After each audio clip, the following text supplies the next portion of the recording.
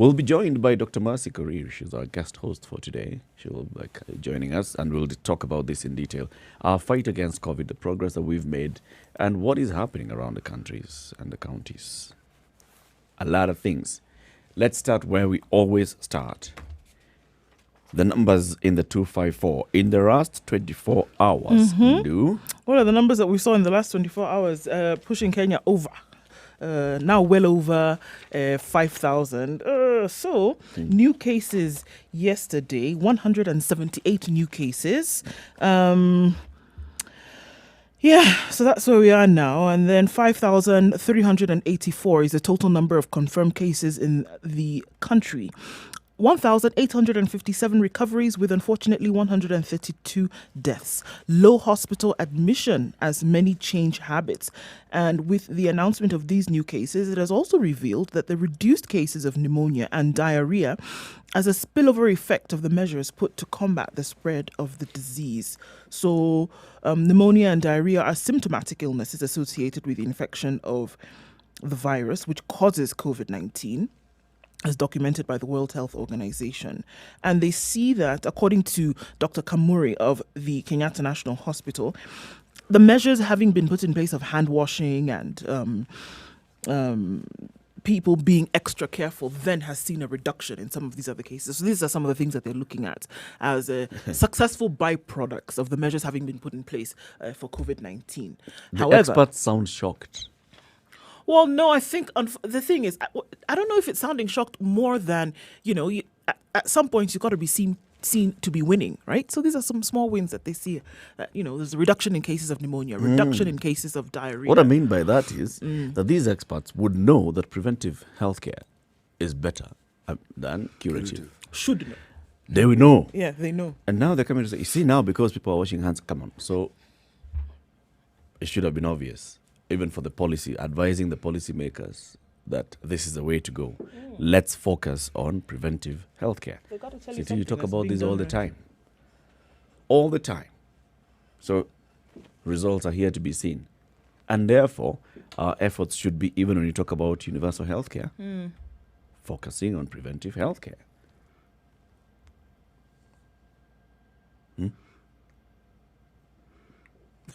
I am simply thinking. I'm looking at you and I'm seeing you're I'm deep in thought because what you're saying is not should be obvious. It is obvious. But somehow what is obvious is not really what is popular. People prefer the curative route. Why? It's more profitable. If you prevent people from getting sick, they will not need to take drugs. So it's more profitable for people to get sick. All right, the pharmaceutical companies. Yes, it is. Insurance companies. Yes. Who else? Insurance don't really do very well if people keep falling sick because they're losing money. Yes, then they're spending. They start spending money. They actually prefer that people don't fall sick. But it also goes hand in hand with creating the need for people to take insurance. It does. And taking insurance actually is not necessarily a bad thing in and of itself. It's a safety net that is actually sensible, useful. But when you look at just basic costs of healthcare, the thing that forces me to ponder is somebody who earns 10,000 shillings a month. Among the things that person must do is pray very hard that they don't fall sick. Because how on earth will they afford healthcare if they fall sick? In theory, certain basic healthcare at a certain level is supposed to be free. Yep. Supposed to be. But you still have to buy that little kabuku where they write your prescriptions and everything. Then you have to bring, should it be that the medication you're getting is in liquid form, you have to bring your own bottle. Right. But usually there's somebody selling the bottle just outside just the outside, so hospital, so it's not really a big problem. It can be facilitated. When I say that we've gone back in many, many ways, I mean it. For the longest time, we are what you call extension workers. people who went around making sure, whether it's in town, the rural areas, that people understood. Like this basic hygiene that we're talking about with regards to COVID, it was taught regularly. Yep. This thing of fumigating bushes where malaria might reside, or ensuring that puddles where the mosquitoes may actually breed. All these things were taken care of. And then you had, when I say everywhere, you had agricultural extension workers, you had health extension workers, and the taught mothers. You even had all that disappeared. So you can see that there's still business opportunity. Yes, business has taken center stage. If you just say that, the people who will suffer are the big pharma, then there are many other people who... Big pharma won't actually suffer, Eric. They think in terms of what more they can get. So even losing a little bit is a lot for them. It's a lot for them. It's not that they're suddenly going to go broke. They won't go broke. But the idea is to maximize on it. And then now the pesticide manufacturers and the others are the ones that are going to start benefiting because now you're buying stuff to spray, to kill mosquitoes. You are doing hand sanitizers. You're doing all these other things. So there's business opportunity for very many others. There is. If we talk about preventive healthcare. It is. It is. There is business, but that is not business that people prefer. The one that you just sit. The one which comes to you. Hey, okay. Other numbers around the world? Right, well, we're probably going to get to 10 million by the time Monday rolls around. 9,710,205. That's the number of cases globally that we are looking at now. Deaths at almost 500,000 at 491,783. That's what we see. Numbers in specific countries that we've been focusing on still continue to rise. 2.5 million in the United States, 1.2 million in Brazil. In Mexico, 202,951. We saw yesterday that we're still under 199 or 98,000. That has risen. 6,000 cases in the last 6 hours since midnight with 736 deaths. So here, well over 10% of the cases having been seen in the last 10 hours, or rather in the last 6 hours, resulting in death, unfortunately. Some numbers still more or less seem to remain the same. The UK, we know that they are not talking about their numbers anymore. They taken on what Tanzania did 2 months ago. And they're not discussing this. They're discussing other things, like the reopening of the economy, going back to school. If you want to know the numbers, take a trip to London and go to 10 Downing Street and find out for yourself. But in terms of announcing this to the rest of the world, that is not happening anymore. But of significance, their citizens are mirroring what we've been saying Kenyans do. They are not listening to government directives. What are they doing now? It is summer. If you look at any seaside resort in the UK, jam-packed. It's jam-packed. No, not that there are few people, jam-packed. Back to life. Yes. In fact, you actually wonder how people breathe. It's full. It is summer after all, and they're only, able to access the sun for a couple of months a year. It's a short so COVID window. or not, they're going to enjoy the sun. And they can't come to Kenya to enjoy the beach or bush safari. And they've been holed up in their homes anyway for quite a while. In fact, these ones now have cabin fever. They have an excuse. We're free to go out, innit? Out. That's what they're doing. So 10 Downing Street is not making those daily announcements of what the measures they're taking. But are they not providing any figures like releasing press statements and such? No. Is it that they're saying, like Tanzania, we are not going to tell you what? That is what they said as of 2 days ago. They are not going to give daily announcements anymore. They have the figures themselves, but they're not going to make them readily available for global consumption. Really? Yep. Wow. Actually, I thought what they were saying is that they're not going to be doing the press conferences and giving updates on the measures because they don't need to do that. But information will still be shared in terms of they'll release statements and such, or they'll still update the portal where they've been updating. Even this portal that we look at now, when you look at the UK stats, everybody else is giving you the numbers of the total recovered, of the active cases, of those in serious critical care, and the total deaths. When you look at that for the United Kingdom, it reads NA, NA, NA, NA. So that information is not being given. Okay. There's a reason why they're doing that. I guess they're going to stick to that. Okay. We still see an increase of those numbers in South and Central America. Those numbers still continue to increase, with Bolivia now recording 1,000+ cases every 6 hours. So looking at easily 3,000 to 4,000 cases will have been recorded in Bolivia by the end of the day. And it's likely to be now another hotspot very, very soon. New Zealand has one more case, and that was in the last 6 hours. By what is already their afternoon now, they had said that they were going to give a statement to the world about what is really going on in New Zealand and how they're able to contain those measures. So we're going to be hearing from New Zealand later on today. Of course, it's a big deal because they were the first in the world to have been declared COVID-free from what they thought, from all indications that were presented to them. But that changed, unfortunately. And they're setting new protocols in place.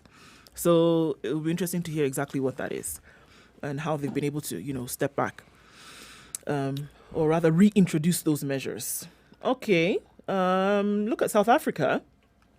We know that they'd gone well over 100,000 cases as of yesterday, rather as of 2 days ago. Right now, South Africa is 118,375 cases with 2,292 deaths.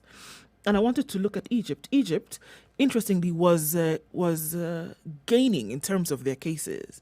But now if you look at those numbers, 61,130 with almost the same number of deaths as South Africa. Mm-hmm. So half the number of cases in Egypt with the same number of deaths in South Africa.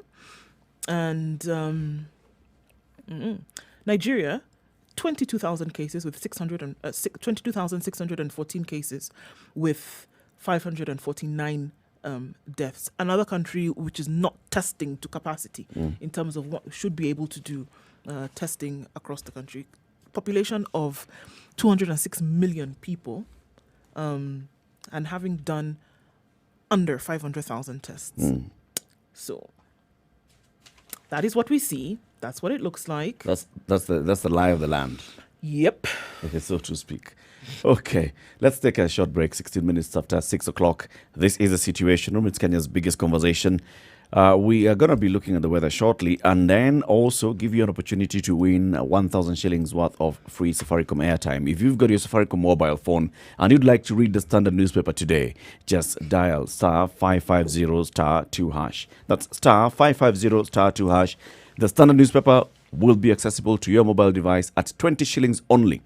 Just 20 bob out of your airtime and you read the Standard newspaper from page to page. You don't need to think of downloading any app. You don't need to worry about having data bundles. This is all you need. Safaricom mobile phone, *550*2#. Now, for a chance to win 1,000 shillings worth of free Safaricom airtime. On what page is the story? The headline of the story is XMP robbed of 2.1 million shillings. XMP robbed of 2.1 million shillings. On what page is that story in today's Standard newspaper? Good morning.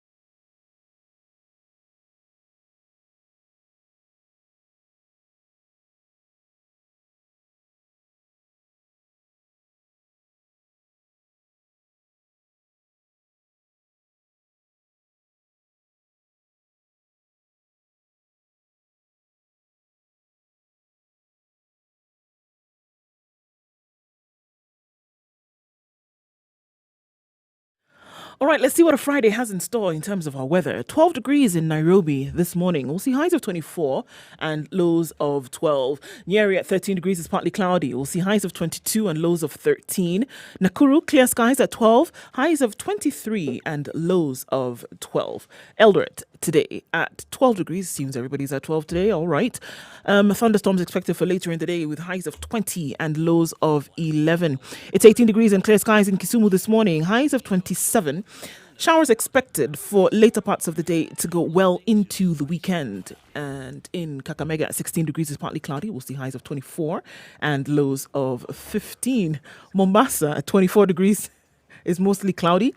Highs of 28 and lows of 24 with rain expected for the later parts of the day and leading into the weekend. Malindi at 25 degrees is partly cloudy. Highs of 28 and lows of 24. Showers expected to come in throughout the rest of the day and into the weekend as well. It's 18 degrees and partly cloudy in Kampala. At 26 degrees, that'll be the high with showers expected later on going into the weekend as well. Likely to be a wet weekend in Dar es Salaam. Currently at 24 degrees is partly cloudy.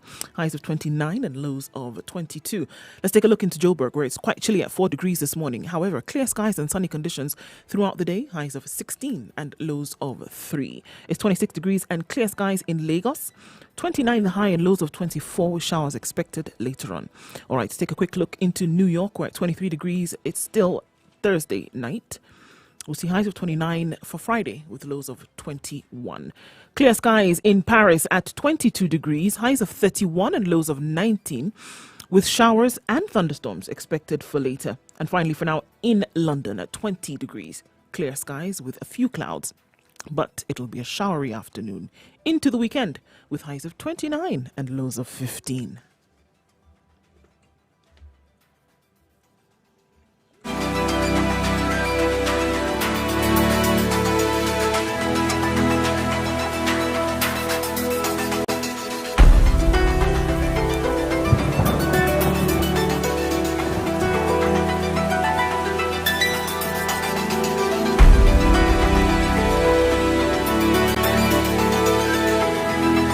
Live streaming on www.spicefm.co.ke, Spice FM KE on YouTube, Facebook and Twitter.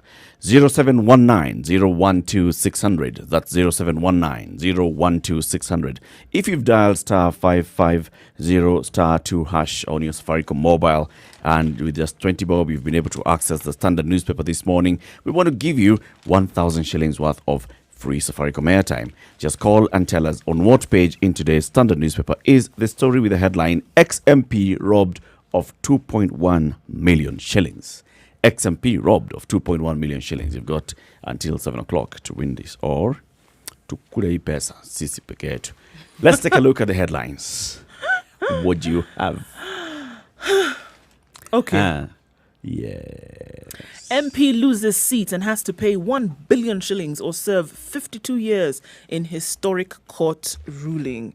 I think all eyes were on the court yesterday and seeing what this meant for this particular issue. It's a big one, this one.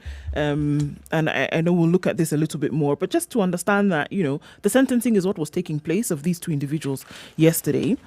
And we know that there were appeals for suspended sentencing and things like that, but that didn't go through. Sirisa Member of Parliament, John Waluke, will have to pay more than 1 billion shillings to escape a 52-year jail term. Anti-corruption court chief magistrate Elizabeth Juma's orders also effectively ended Waluke's tenure as a legislator. I mean, I know we're going to look at this more in terms of later on in the show, but we asked the question amongst ourselves the other day that what does this mean in terms of his seat? Well, that's done and dusted. He's not going to be able to. Although he has to exhaust his options for appeal, but as it stands, he's a convicted fraudster. Yes. As it stands, he has to pay over 700 million shillings or go to jail. As it stands, this sentence and the orders of the court are to be taken to the Speaker of the National Assembly and the Parliamentary Service Commission. As it stands, the Speaker, upon receiving this, has to issue writs within a certain number of days, declaring the seat vacant as it stands. But he has 14 days to appeal. Yes, he does. So let's take advantage of this for 14 days. As it stands, this fraudster called Waluke has to pay close to 1 billion shillings or serve 52 years. This story. person whom the media would have us believe is a fraudster. Not the media having you believe. The court has declared a fraudster. He is yet to appeal. Yeah, but that's not it. As we stand right now, Judgment has been he given. is a convicted fraudster. I will Today, call him this that morning. when he has exhausted all the legal channels that are available, and that sentence still stands, then he will be a fraudster. Maybe he doesn't want to appeal. Maybe he wants to pay. For the next 14 days, yes, until the Court of Appeal says, all right, or the High Court rather, says, all right, we have received this and we are staying the orders of the junior court. Until that happens, as far as we're concerned, this is a convicted fraudster. Well, all right then. This is what we see. Nice It would place be to interesting be, to see what the next 14 days It's a nice has. place to be, where you yeah. can just stand up and call someone that, you know? But you know, why I have kept quiet is because, given the fact that the court has ruled thus, we would not be wrong to say if the court had made no decision, then we'd be jumping the gun. Yep. There's no gun to jump here. It's done. Yeah, this one is done. Done. We're waiting for it to be dusted. Yep. We'll be discussing this in detail. We want to find out how did this case unravel, all right? So they have serious amounts of money here. We're talking about 297 million shillings. Then some other extra monies. It rises to 300 million shillings plus. That was basically taken from NCPB into this company. For nothing. Yep, and clearly money was then divvied up among the people who were beneficiaries of this, including lawyers and all. We'll be talking to the EACC CEO, Talib Barak, at 8 o'clock, who will tell us, so how did EACC do the investigations? How did they prosecute this particular case? We'll get the details. It's juicy, is all we can tell you. It's juicy. Anyway, before actually we forget, Ndu, before we go to the next one, City. Yes. Today's proverb. Today's proverb. Birds. Today's what? Proverbs. Birds sing not because they have words, but because they have songs. Let me repeat it. Birds sing not because they have words, but because they have songs.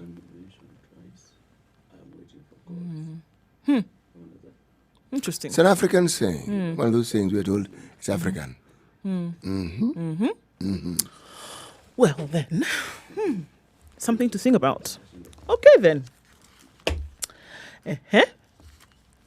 Looking at other stories that are making headlines today. COVID-19 tests for vaccine begin in South Africa. Health workers were given Start again. Health workers were given a tuberculosis vaccine on Monday in a trial to see whether the formula can protect against the coronavirus.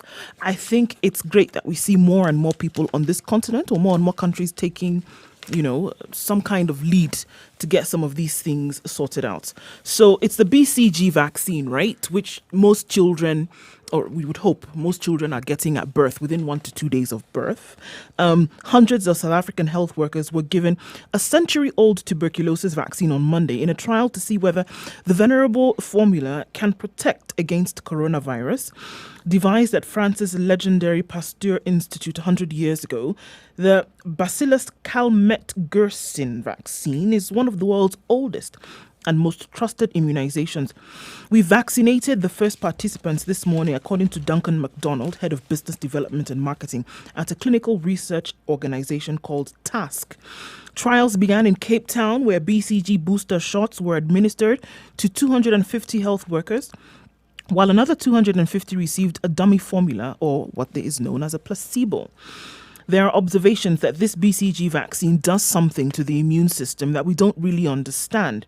Children immunized with the BCG tend to suffer less from respiratory illnesses, including asthma. It makes the immune system cope better with respiratory tract infections. No one actually really understands why this works, but somehow It does. And according to them, if you can reduce the COVID-19 symptoms just a little bit, you will probably get people to survive this better, or not even have to go to hospital, or not even becoming ill. In South Africa, around 300,000 people catch the TB each year, one of the highest rates of infection in the world. Each year, 63,000 people die, according to the World Health Organization. So, we also know that participants in Australia and the Netherlands will be given the vaccine for the first time, as there is no policy of administering the BCG vaccine in these countries. So Australia and the Netherlands. And South Africa.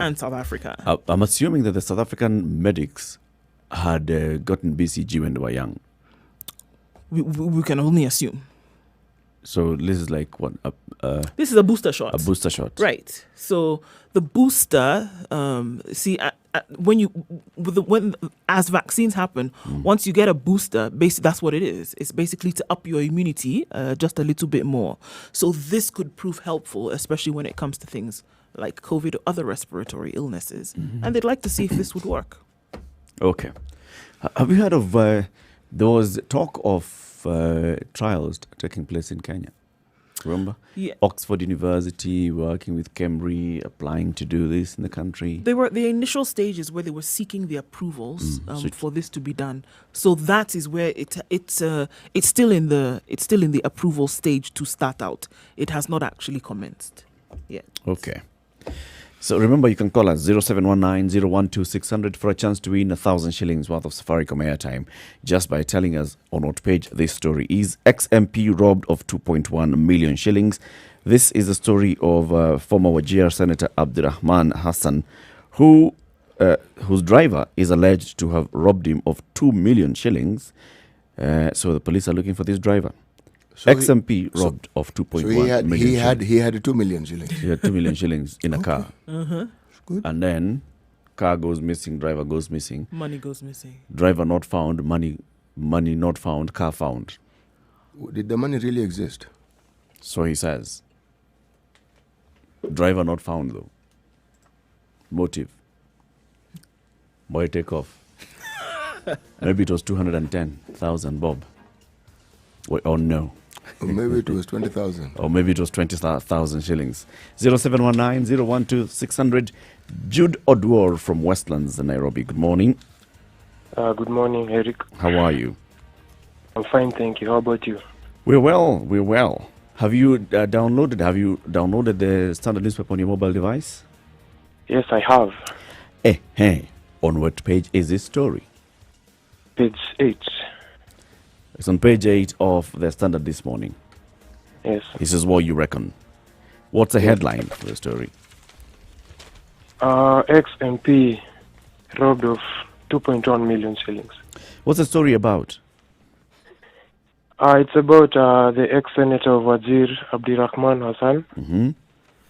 So he went for a meeting with his driver to EACC. Mm-hmm.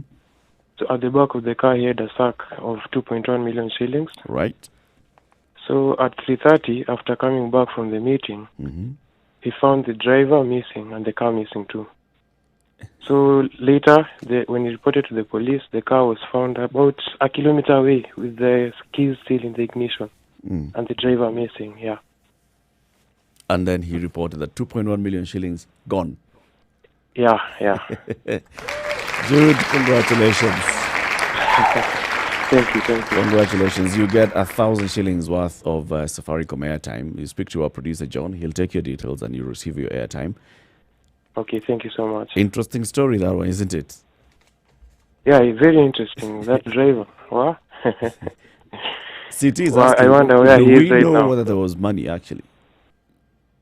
I'm so sure. Why did he disappear? There must be a reason why he's gone missing. Yeah, Could have been and he was kidnapped. not really. I would In take case it he further did. and ask, where does this gentleman work? He's a former senator. Where does he currently work? What does he currently do, right? Which government agency does he work for? He's a board member of a certain agency, drought management. Yeah. Yeah, it's also very questionable. Why does he have to carry such a large amount of money? with him. Yeah. So there are more questions to be asked. Many questions here. Very many questions. Yeah. Jude, congratulations and thank you very much for calling in. Thank you so much too, and have a good day, guys. You too. Speak to John. Okay. It's 26 minutes to 7 o'clock. This is the situation amidst Kenya's biggest conversation. We're taking a look at traffic shortly, and we continue looking at interesting stories in the newspapers this morning.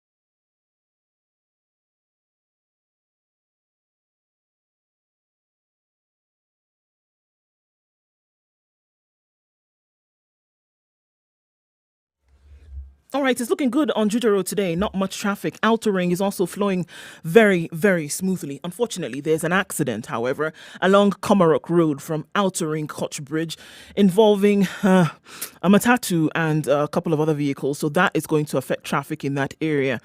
It's moving very well from Namanga Road at Kitengela all the way down towards the SGR on Mombasa Road. It's going to clog up in a short while, that's for sure. We don't know what Friday has in store, but from all indications, it might not be so bad this morning. Kangunda Road is flowing well towards Umoja and then out in that direction. Not too terrible. On Thika Road today, it's crawling along slowly. No holdups at the moment. We want to see what that looks like in about an hour or so. So if you're out now, you're not going to have too many issues trying to get to where you're going. If you do, or if you bump into something that other people should know about, please don't hesitate to let us know on Spice FM KE on Twitter, and we'll spread the word. Let's see what Friday has in store. Hopefully, it won't be too bad.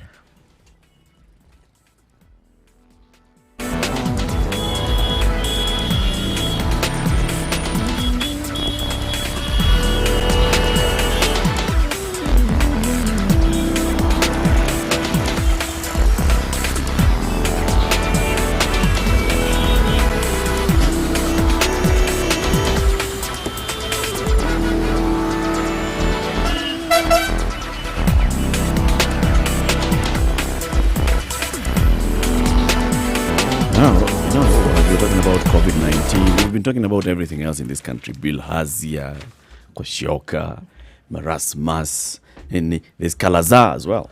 Did you say marasmus? Yeah. Okay. Kala-azar is ravaging parts. At least 23 people are admitted at the Mwingi Level 4 hospital in Kitui County suffering from Kala-azar, an outbreak that is currently ravaging parts of Mwingi North. So these ones at Mwingi Level 4, 23 people. There's another group that is at Garissa Level 5 hospital suffering from the same illness. It has so far claimed the lives of 4 children in under 1 month. This is what one of the people who's undergoing treatment says. He says before he was brought to the hospital, his body had grown too weak and he could not walk due to constant fatigue. He said the disease struck him in September last year when he started feeling exhausted and developed persistent fever. Treatment at the local dispensaries did not offer relief as his condition worsened. Several tests at Mwingi level 4. Kimanzi, who had by now joined a host of other villagers at the facility, was informed that he was suffering from Kala-azar and was immediately put on medication. Did Dr. Masi Mwangangi mention Kala-azar yesterday at all? She did not. During this particular briefing, she didn't. And also, and this is the thing, when we heard Dr. Kamuri also speak yesterday, he was focusing on, other diseases that they were actually making gains on because of the fact that people were maintaining levels of hygiene. But this is an issue, and it's a big one. WHO, like CT reminded us the other day, has said that the fatality rates for Kala-azar, if not treated, can be 100% in 2 years in developing countries. You hear somebody started feeling ill in September last year, going to local dispensaries, local health facilities, saying, I'm feeling, nasikia nimechoka, malaria hivi, let's say, nasikia malaria hivi, nimechoka, niko na temperature, given malaria treatment. Go home. You are still, daktari. Without giving, malaria, na nimekunywa mitidawa. Because by the time you go in there, you have already done mitidawa and all. Still self-medicated fully. Yeah. And you're still unwell. By the time now they decide, let's test you for Kala-azar, and they find Kala-azar, and they say, let's admit you. We're talking about over 6 months, And the thing about the sandfly bite is that you may be unaware of it because the effects are not immediate. You might have a little bit of itch in a localized area, but then it disappears after some time. You don't really start to feel the symptoms until much later. And you wouldn't really connect the symptoms that you feel to a bite that you may have received. So this is an issue. So even when you're going to hospital, you wouldn't connect a bite that you'd have had. And it actually is very similar. The bite of a sandfly is very similar to that of a mosquito. So you wouldn't actually connect the two in terms of how you know what exactly is happening. I mean, unfortunately. And that's why you think nimekuliwa na umbu sana, mosquito bites, therefore this is malaria. So this is something that they, for example, because it's happening in Mwingi North a lot, this is something that the Kitui County government should be dealing with right now. When they're having these meetings and they're looking at, let's look at the number of COVID-19 cases in Kitui, 11 COVID-19 cases in Kitui, 23 people admitted in just one hospital, level 4 hospital in Mwingi with Kala-azar. Focus. At the same time, we are dealing with this. So this is something that the government should be dealing with. The county government of Kitui should be giving a lot of attention right now. True. And advising people what to do, what to avoid Kala-azar. Something that caught my attention. Yeah. Now this, I saw it yesterday, but it was in the Business Daily. Kenyans face 5 million shillings fine for not reporting bribe. By whom? Right. Well, so let me read it out so that you can see, as in see with your ears. Individuals who fail to report cases of bribery to the Ethics and Anti-Corruption Commission now risk a fine of 5 million or a 10-year jail term if MPs approve a proposed law that seeks to tighten the noose on graft lords. It's one of those in the omnibus. Yes. Remember previously, it is individuals who were state officials who were required to do this. They're now broadening it to wananchi watukufu. What I wonder though... So if someone demands a bribe, you should and you report witnesses, or if you're part and parcel of witnessing it, could be they're Reporting demanding yourself. it. So yes, exactly. Reporting yourself. or even participating. Yes. So you should report yourself. You should go and report Basically, yourself. one way of fighting graft is by saying that if you do not report it, then you're also culpable. Yes. This is what we are saying. Somebody you can't just be complaining, oh, these cops are demanding bribes too much, oh, some action should be taken, and then you're giving them the bribe. No, go and report them. If a cop is caught with 50 shillings and you're in the vicinity and you're the one who's given that bribe, pia wewe inside. It's an interesting one. That's interesting.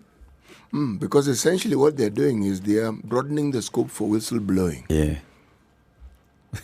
So all these They're fellows... incentivizing whistleblowing. So all these individuals in public offices who have thrived on receiving bribes for doing what they're already paid to do, I wonder, because over time, the habit that people then acquire, because they find it is easier, is to prefer a bribe rather than to fight it. It's quite interesting. When we come out of this break, let's look at what is happening around the restive areas of Nandi County. 2 people were shot dead in a protest against the killing of a cobbler. So far, from that headline alone, how many people are dead? 3. 3. 2 shot dead. The cobbler also was shot dead. There you go. Or he was killed. We don't know if he was Yes. shot, but he was killed. And these other fellows. But the cobbler was shot. Oh, he was shot. He was protesting about the mistreatment that the police was meting out to motorcycle border Border riders. operators. He was alikuwa anawatetea. He was speaking on their behalf. For his efforts, he got shot. And so now others who protested on his shooting then got shot. Yes, but the OCPD, whose house got touched in the process, claimed that one such person was shot, when he entered the police station with a view to burning it. The other one who was also shot was shot when he climbed the post on which the national flag is hoisted to try and bring it down. So apparently he slipped and fell to his death. My good And Lord. then the gunshot. The guy who tried to apparently burn down the police post His or own police was station, shot. him was shot. Cobbler shot. This other guy apparently fell to his death. But he has gunshot wounds. That's what Okay. happens when you fall from such a post. In a police station. Yes. City, stop It's a 6:45. This is the Situation Room. It's Kenya's biggest conversation. Keep it right here. We'll be looking at that story in detail shortly.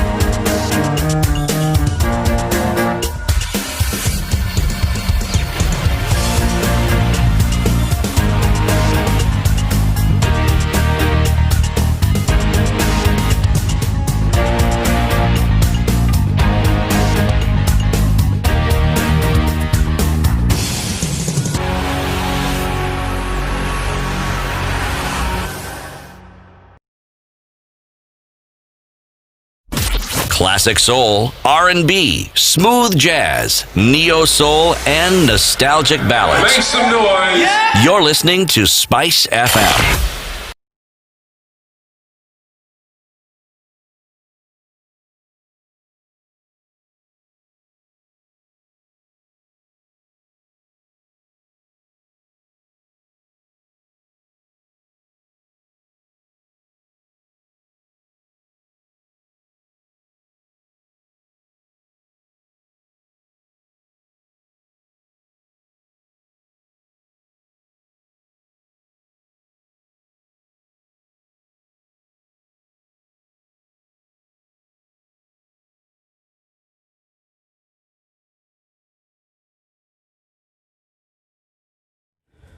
So this is a place called La Sauce in Nandi County, and this is what happens.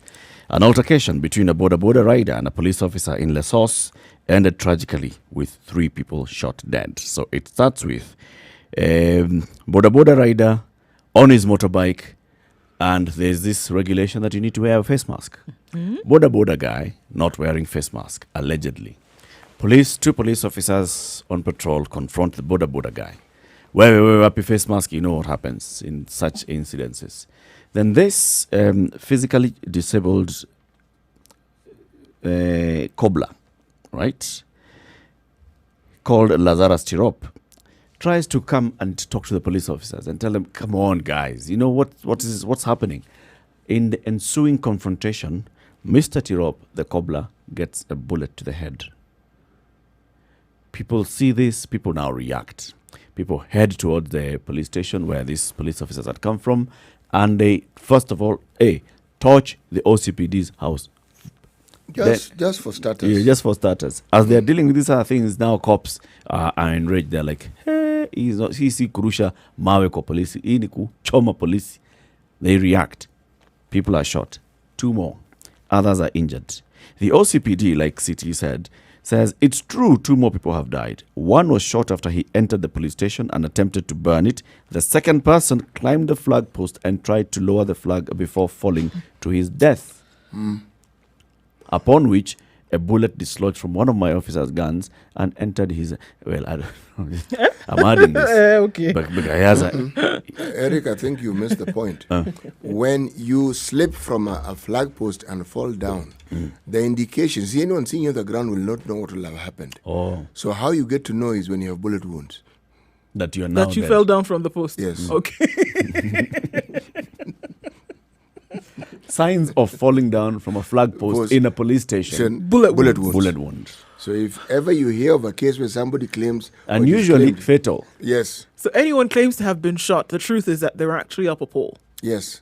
If there's Or no trying pole, to burn a police if station. there's no pole, There must be a police station inside. then somehow the bullet just got discharged and it was stray and this Yes. person happens to be in the way Yes. of the bullet. Yeah. Or police were returning fire.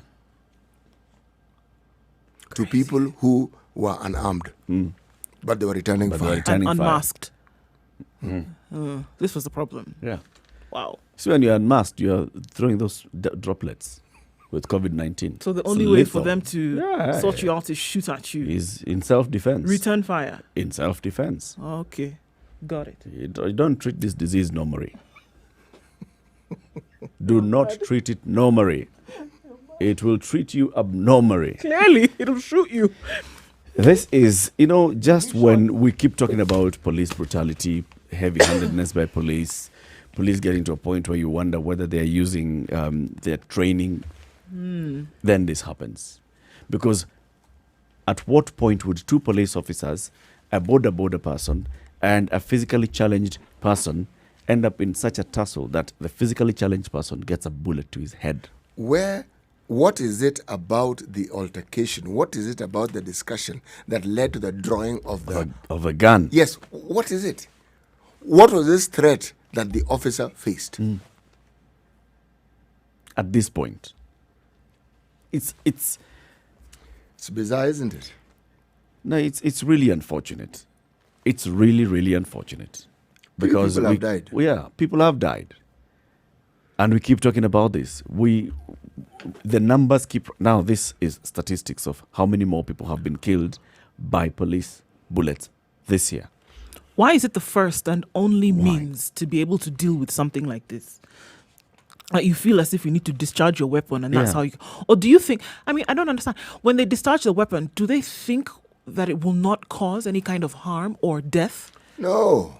They know that you're shooting it at somebody. You know that it's going to injure or No. kill, right? No. People who are legally allowed to carry arms like the police, they're trained. Yes. They understand the harm a gun can do better than Exactly. you or I. Of Maybe course, the training is too short. exactly. Maybe This is 6 my months in point. Kiganjo should be extended to 60 months in Kiganjo. This is my point. Now, it's not just being trained how to shoot or being trained to know what the repercussions of you discharging your weapon, but also knowing when and in what circumstances to discharge this weapon. It doesn't seem to me. No, They they're trained, They're you know. trained, Abi. They're trained. Yes. So it seems to me that because a crowd went a bit crazy, because initially the issue was There was that no crowd Initially, that initially. people were not wearing masks, and then a No, ruckus. there was Hold on, one wait person now. not wearing a mask. I understand, CT. Let me finish the story now. So now somebody was not wearing a mask, and because of that, other things happened. Somebody came in and wanted to burn down a petrol station. Somebody else was up on a police- pole trying to police station. dehoist. Oh, sorry, police Police station. station. Dehoist the flag. Other things. To me, Torching the OCS. to me, it doesn't. House. It doesn't seem that the next action then would have been to discharge your weapons. Are these acts then worthy of death? Or what do you think is going to happen if you shoot Sometimes somebody? they discharge weapons. If, say, there's an unruly crowd, they discharge the weapon in the In air. the air, but Yeah. in this case, it was not in the air. We can't say that it was in the air and then it No, landed but- on somebody. But remember where this guy was. He was on the there. pole. He was somewhere, yes.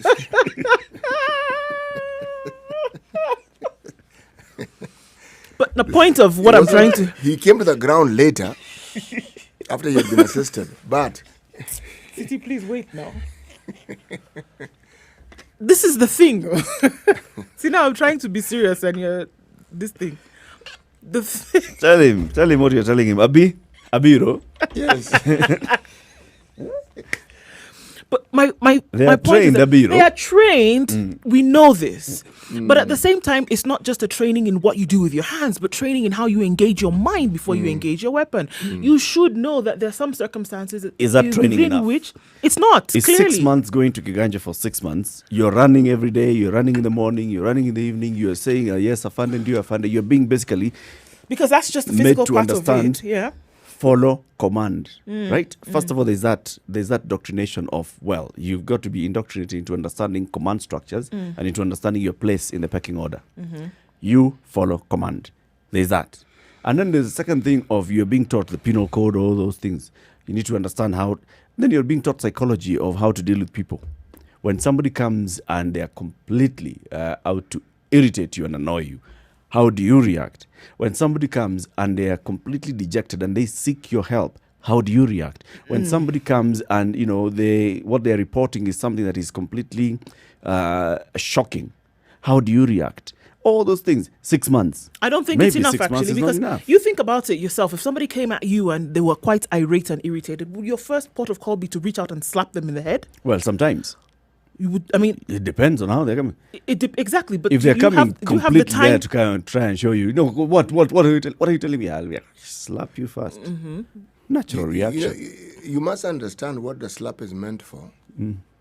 It's to calm things first. Yes, sometimes, but it's also to rearrange your thinking process. Yes. But in this case, with a gun, you arrange your thinking process forever. Your hand is But it's occupied dead. by the gun. So what do? That isn't rearranging the thinking process. It's ending it. Yes. It's showing force. Everybody, we see even people who are licensed firearm holders doing the same kind of thing. We I have think a case we have against gun-happy cops. against Babu Owino in Trigger court. happy. I People think- who have guns, you have this other sense of power. You want to shoot it when And you have that's it. why, in fact, they even talk about the Kenya Gun Owners Association talks about having all these sessions to show people how to be very, very, very careful and responsible with this weapon. Because what you're holding is power. I think When we you have a gun, this is power. I And think you we want to have show somebody trigger-happy who's trying to come police. and show you, trying to poke a finger at your face. Shoot Show them. Come on. shoot them. Talk up. You die. I think we have trigger-happy police. Subuapa. I do. I think we have trigger-happy police, and that needs to Actually, be dealt with. It's something that was discussed at great length yesterday in the Nation newspaper. But it's something we perhaps need to discuss even further and ask some of our more senior policemen to come and try and explain this to us. Because it's not just a question of them shooting. Remember, incidences such as the one we are referring to, what the newspaper indicated yesterday is that there has been a 40% increase. 40. Now, 40 is not a small percentage. Of deaths Yes, as a at result. the hand of the police. Yes. Death, not injury. Death. Yes. Yeah. Now that is alarming. So the question you want to ask is, what on earth is happening to the police? What is it? What is this thing that is making the police feel that they need to address issues by discharging their weapons lethally? Shooting in the air is not lethal. But aiming it at people, That's the problem. well, it ends in death. That weapon is actually intended to cause you harm. So if it's discharged in a manner that perhaps isn't clearly thought out or indicated, deaths increase. Yep. This we know. It's a question that must be investigated further. It should be investigated further. We spoke with the CEO of, what's it called?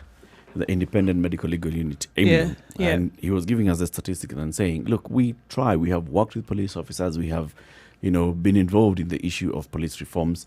It is systemic. This thing runs deep. We can't just think about because we've come up with a law, this is going to change. No, It runs deep. laws really don't change. It runs deep. No, It not runs. really. It starts from the system itself in the state, and how the state is structured to lord over people. Then the instruments of lording over people are police officers, armed services. Maybe let me ask a more pertinent question, okay? The police... So you come into that after Yes, we can. After Yes, the we top can. of the hour and Yes, we traffic. can. Yes, Today's we can. proverb again. Today's proverb: birds sing not because they have words, but because they have songs. Every penguin has a song. What movie is that? Happy Feet. Happy Feet. It's a situation room. It's Kenya's biggest conversation. Coming up to 7 o'clock. Keep it right here. We are continuing the conversation on police brutality, looking at what's happening around the country, and also looking at other interesting stories that have been covered in the newspapers today. Good morning. Remember, you can watch us on www.spicefm.co.ke and also watch us on Facebook, SpiceFMKE, YouTube, SpiceFMKE, and Twitter, SpiceFMKE. And I'm saying watch, not just listen. Good morning.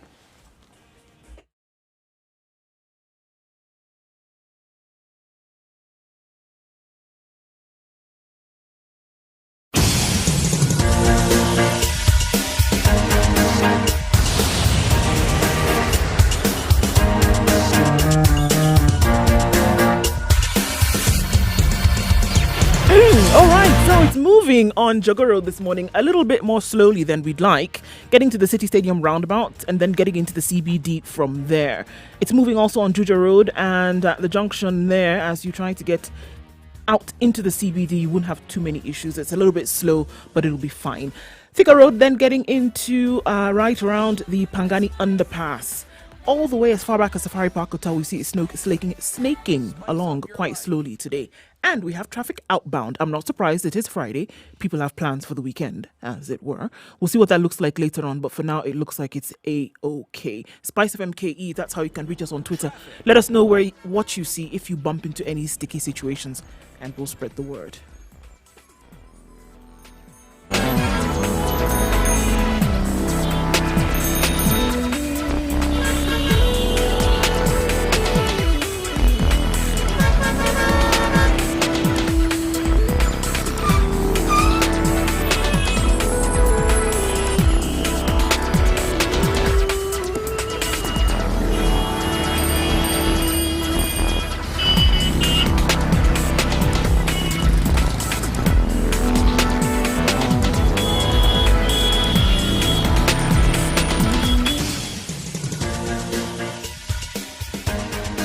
This is The Situation Room, the home of hard-hitting political commentary and penetrating insights about the state of the nation. This is a talk radio experience like no other. The Situation Room, a place for hard truths, debates, and elevated conversations. The Situation Room, witty, political, engaging, deep, controversial. In the room, we have CT 2.5 minutes after 7 o'clock. researcher, Thank you very much for tuning in to The seasoned Situation political right here on observer, Spice FM. But Nairobi 94.4, Malindi 97.7, Nyeri 90.9, 96.7 in Eldoret, 96.0 Nakuru, 102.5 Kisumu, 87.9 in Mombasa, and broadcasting on www.spicefm.co.ke as well as our social media handles, YouTube, Facebook, and Twitter, SpiceFMKE. Joining us now to the rest of the show is Dr. Marcy Korir, KTN's medical journalist, award-winning medical journalist, presidential awardee. Yeah, you know. We haven't seen you since then, have we? Recognized by the president. I've come No. back. No, it was a phone link. Yeah, Yeah, we did a phone seen link. you since Oh, then. okay. Since then, you've just been operating, in the higher grounds. No. I've just been around. To be in your presence is an honor. Doctor. It's an honor. Yeah, operating like the president. Now, if you want to see me, we just do video calls. Oh yeah. We are keeping away from the So virus. you'll tell your people to get in touch with our people. Yes. Or my people will call you to set up an appointment. Reach out to my office. Yes. Okay. But we are trying to keep away from the virus. As you've seen, those numbers are not to joke around with. The numbers may very well have been there all this time, but it's only now that the efforts we're making are ensuring we actually... Find. Yes, but they have been there. All along. Yes, they have. Okay. We'll talk about this in detail at some point in the show. Back to the conversation that we had started. Police brutality. We've seen what happened at Lesos. 3 people have died. Police officers are to blame. 2 of them have been shot. 1 fell from a flag post. and a senior police officer's house has been torched. And then we went into why does it keep happening? I mean, why? No, not happening. Why is it escalating? Because this is not happening. When you have a 40% increase, that is not happening. That's escalating. That's not even increasing, it's escalating. It's shooting up. Sorry, pun not intended. Yeah. Yes. 40%. That's a jump. That's a huge No, jump. it's massive. It's massive. 40 is next to 50. Yeah. Yes. So it's like if 8 people died last year, now it's 12. Not good. Not good. What is it that is happening within the police force? Is it the recruitment? Is it the training? Is it the socializing of them within the work the work environment that they are in? What is it? I think police is a force as opposed to a service. Where, because I have said, you do, if you don't do, utaona mimi ni nani. Yes, now that is a carryover from colonial times. Yep. As one Brian O'Barrett likes to remind us, it is a carryover because the police force in colonial times was not set to keep law and order. It was set up to keep Africans in check. The police, whatever you want to call it, service force, is an instrument of the state. So let's look at their father. It's the state. It's the organization of our structures of state that are like this.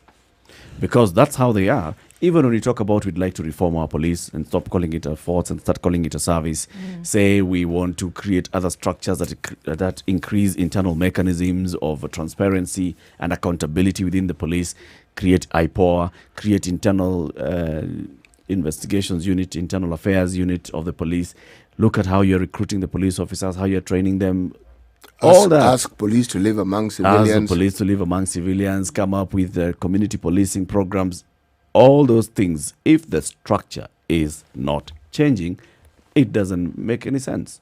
We head back to the state, the owners of the police. Because with all these changes, what has happened, what we were changing these things for did not go down. The atrocities did not reduce. They have increased. And at a time when you cannot actually say that there is unrest within the country. In fact, the unrest seems to be coming from the police force. We call them police service now, isn't it? Yeah. Force is a better word. I think what all these changes did was to try and address the hardware, but not the software. Because at the end of the day, you're dealing with human beings. They'll be emotional at some point, they'll be angry at some point, they'll be happy at some point. So is their training addressing who they are as people, as persons, in order to enable them to deal with people more humanely and in certain circumstances? Because if from the outset, if the training is, as we know it, where there are superiors, what the superior has said, you follow, you don't question, then you don't train people to see civilians as people, but you train them to see them as lawbreakers, vichwangumu, and all of those bad things, such that your first reaction is aggression. And I think it's the same thing that we are seeing in the US and in the US, where for a white police person, when they see a black person, they already see danger. Yet, this could be somebody going about their duties, and there have been so many cases to illustrate that. So if from the word go, when you get into the service, your training sort of makes you see the civilian as an aggressive person, not as somebody you can reason with, people who you cannot engage with, then your first instinct is What is strange, Mercy? I've come across police officers who clearly, and I mean traffic police officers who probably only recently left training. And how do you tell this? Because they tend to be very, very slim. Okay? Sincerely, slim, and they are young. You can see they're young. Now, what I have found surprising, the way in which they stop you, greet you. Now, this was even before I acquired this grey beard. Okay? It shocks you because you don't expect to be greeted. First of all, greeted, to be asked how your day is. You feel something's wrong here. Why is he asking me how my day is? Then he asks you, can I please inspect? Again, now you feel there's something completely shocked. wrong. Okay? Then he asks for a driving license and you easily show them. And they tell you, have a nice day. No. I actually asked. It happened to me twice. I had to stop and ask the policeman. What car were you driving?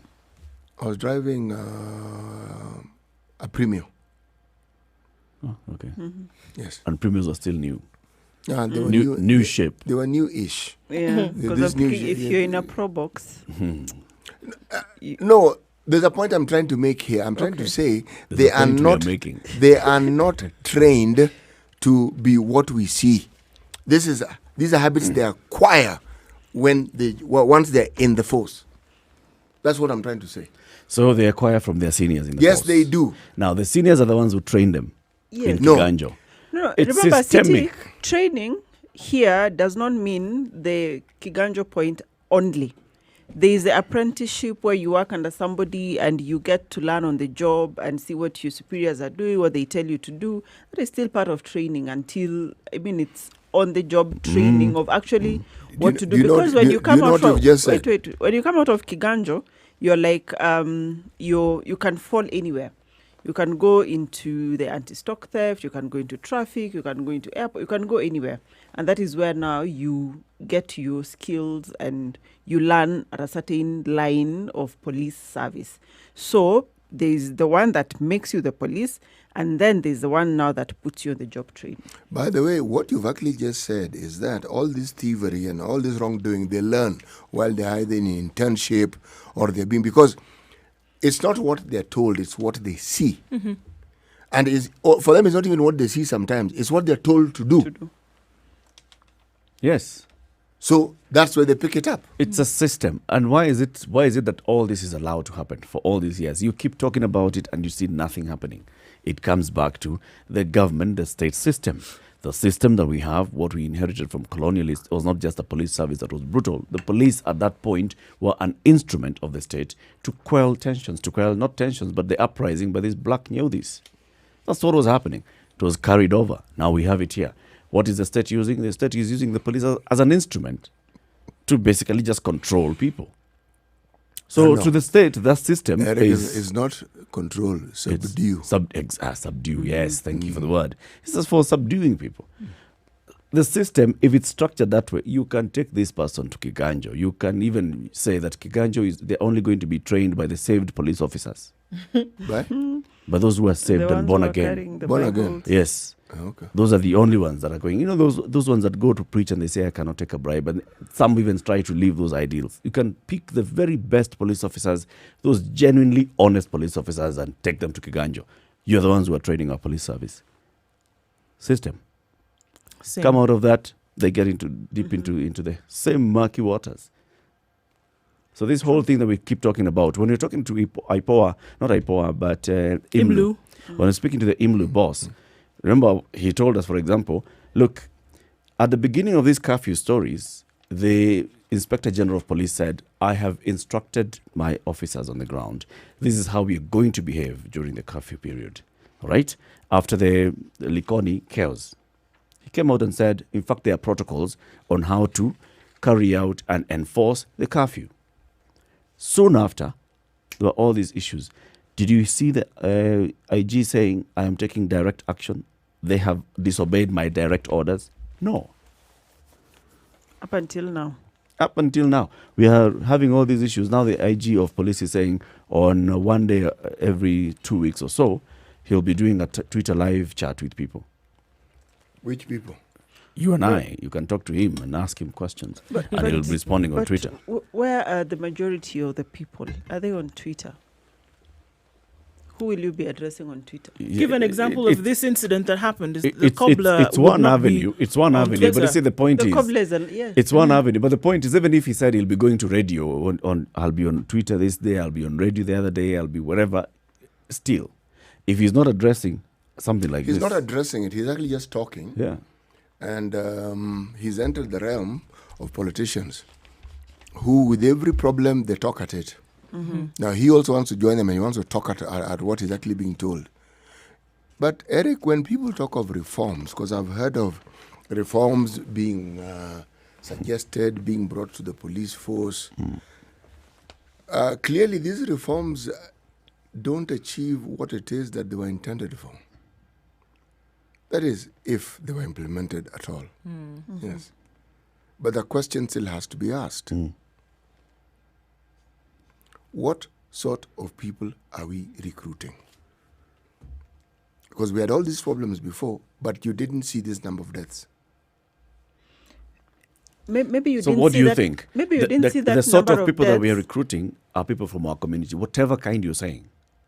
Because I think when I hear you say that, I'm hearing you asking, we are recruiting people who got C minuses and below or stuff. It's not. I'm We are recruiting asking. people who are able to run and have straight teeth No. and have a certain height. I'm just to that point, it could be that now we are more vocal and talking about the deaths, the brutality, the harassment, the assault. Everything could be now that we are vocal, we are recording, we are reporting, we are talking about it. But maybe they could have been there before, but because of the nature of the freedom of expression, freedom of speech, then we were cautious. And then remember, we live in a We're not society. cautious, we're afraid. Cautious is a more polite word. No, afraid is a better word. It's actually more descriptive of what people were. People were afraid.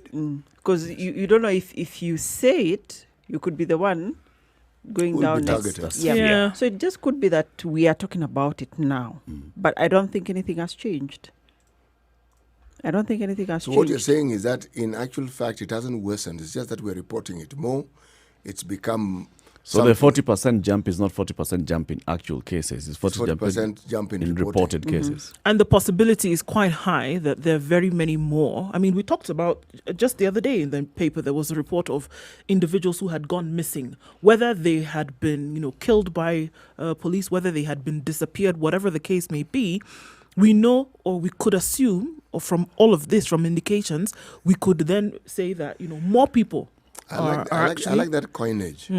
I will disappear you. No, that's what it is. Yeah, people have been disappeared. They've been disappeared. Yeah, so it could be that there's actually a lot higher in terms of numbers of what is really going on than we are aware of. There are people whose relatives have gone missing. They may have been caught in a brouhaha here and there. Police came to the scene. That person was shot, whatever. They were buried clandestinely. Nobody knew what was going on. And I think there are very, very many cases of these. It just doesn't ever come to the fore. True. These ones that come to the fore is what now would give you the indicators for your percentages. The ones that don't could be it could be much higher. The way we say COVID is everywhere because we've not tested. The same way, these other things could not be reported. Numbers could be much, much higher. Let's look at the weather, and the conversation continues at 17 minutes after 7. This is a situation with Kenya's biggest conversation. In the room this morning is Nduoko, Eric Latif, C.T. Muga, and Dr. Marcy Karir.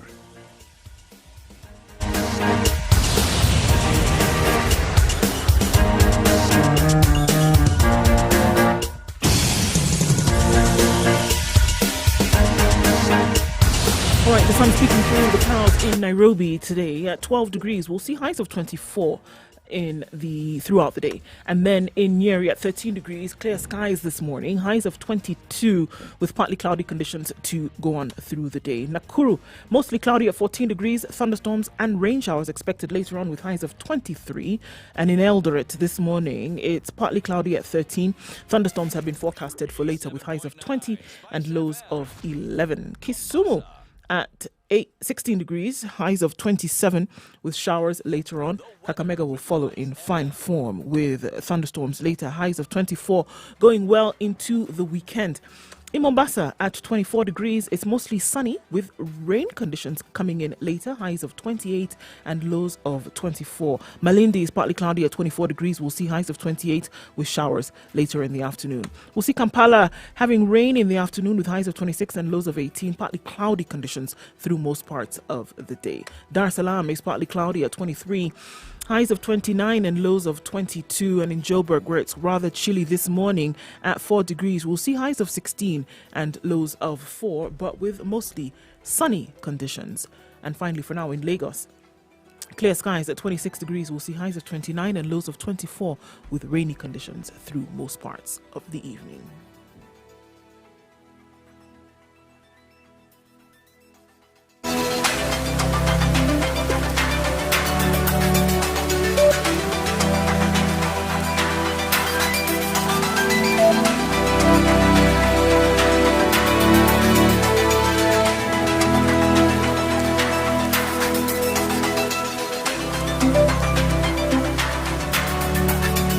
Situation Room, Kenya's biggest conversation at 19 minutes after 7 o'clock. We are talking about police brutality, police reforms, the long and short.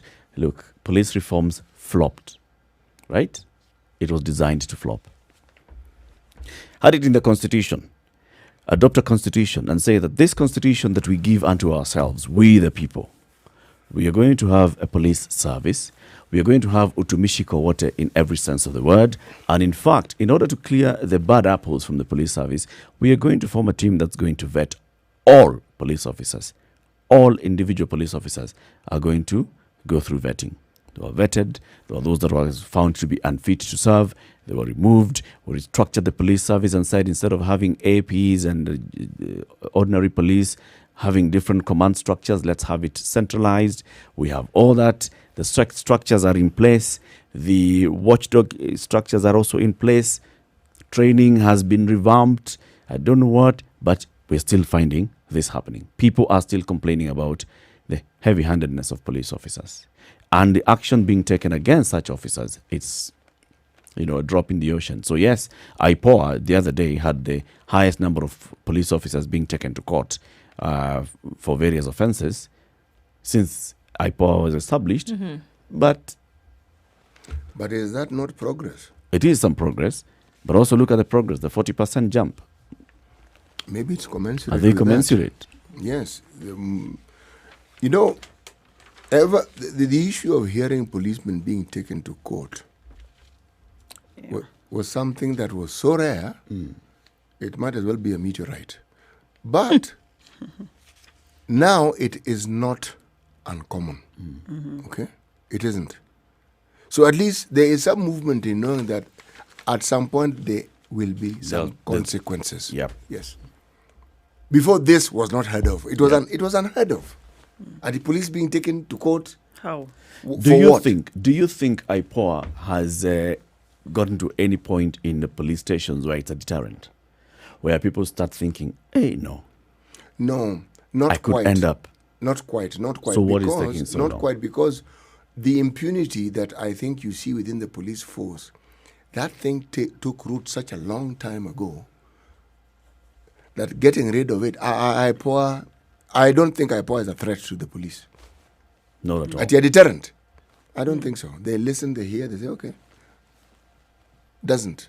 Moving on swiftly. No, it doesn't. It doesn't. A lot more needs to happen. And I think what Kiama of IMLU was saying, if you start saying that the senior police officer who's in charge of the junior officer who's been taken to court also goes to court.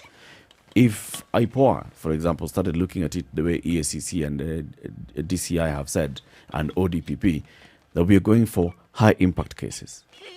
Go for high-impact ones. When you take a police officer from Lesos police station because they shot this person and they go in, so the other police officers in other parts of the country will not really feel like there was an impact.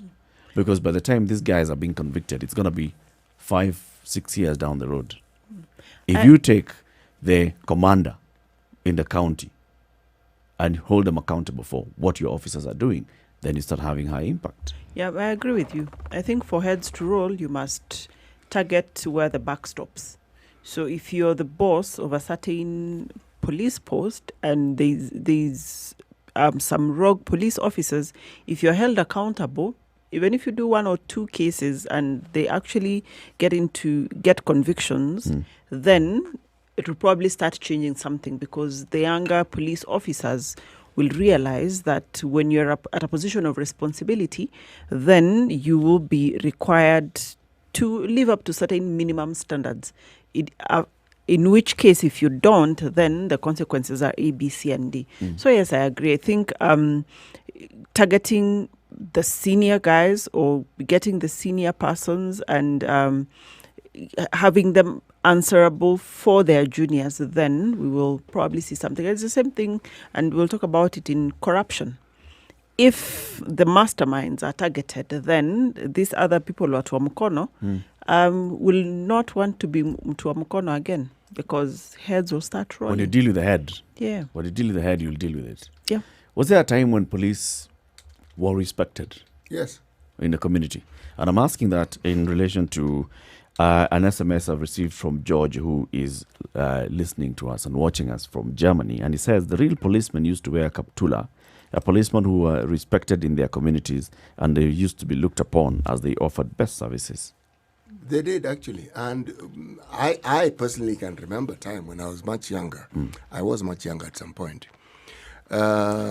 When... And you can remember? Yes, vividly. Vividly. Right. Policemen didn't even take bribes. In fact, the likelihood of being taken to jail was very high if you tried to offer a bribe. They just didn't. And policemen were actually useful.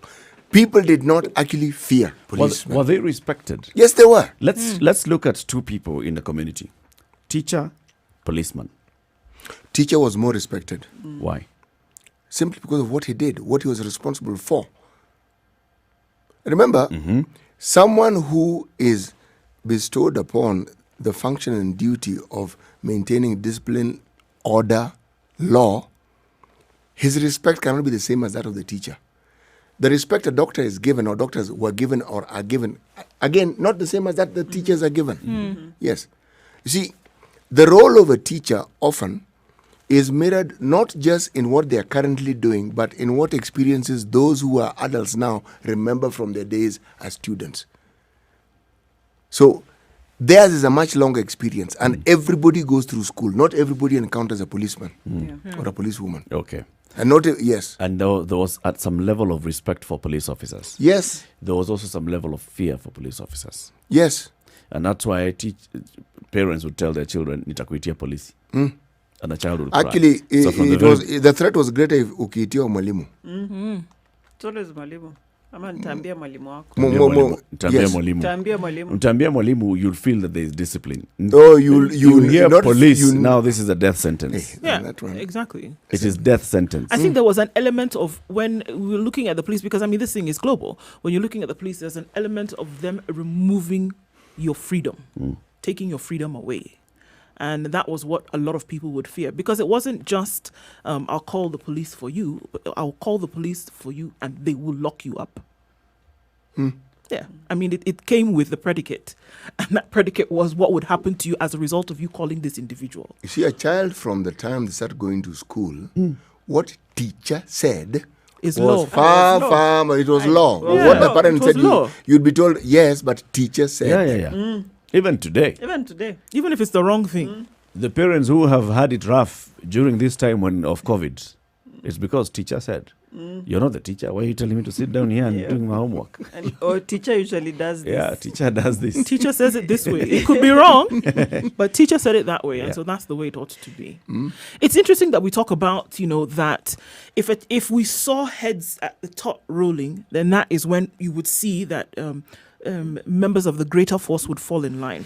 Let's look at what happened in the United States just a couple of weeks ago when another individual with all these protests going on was killed. His name was Rashad Brooks, right? Yeah.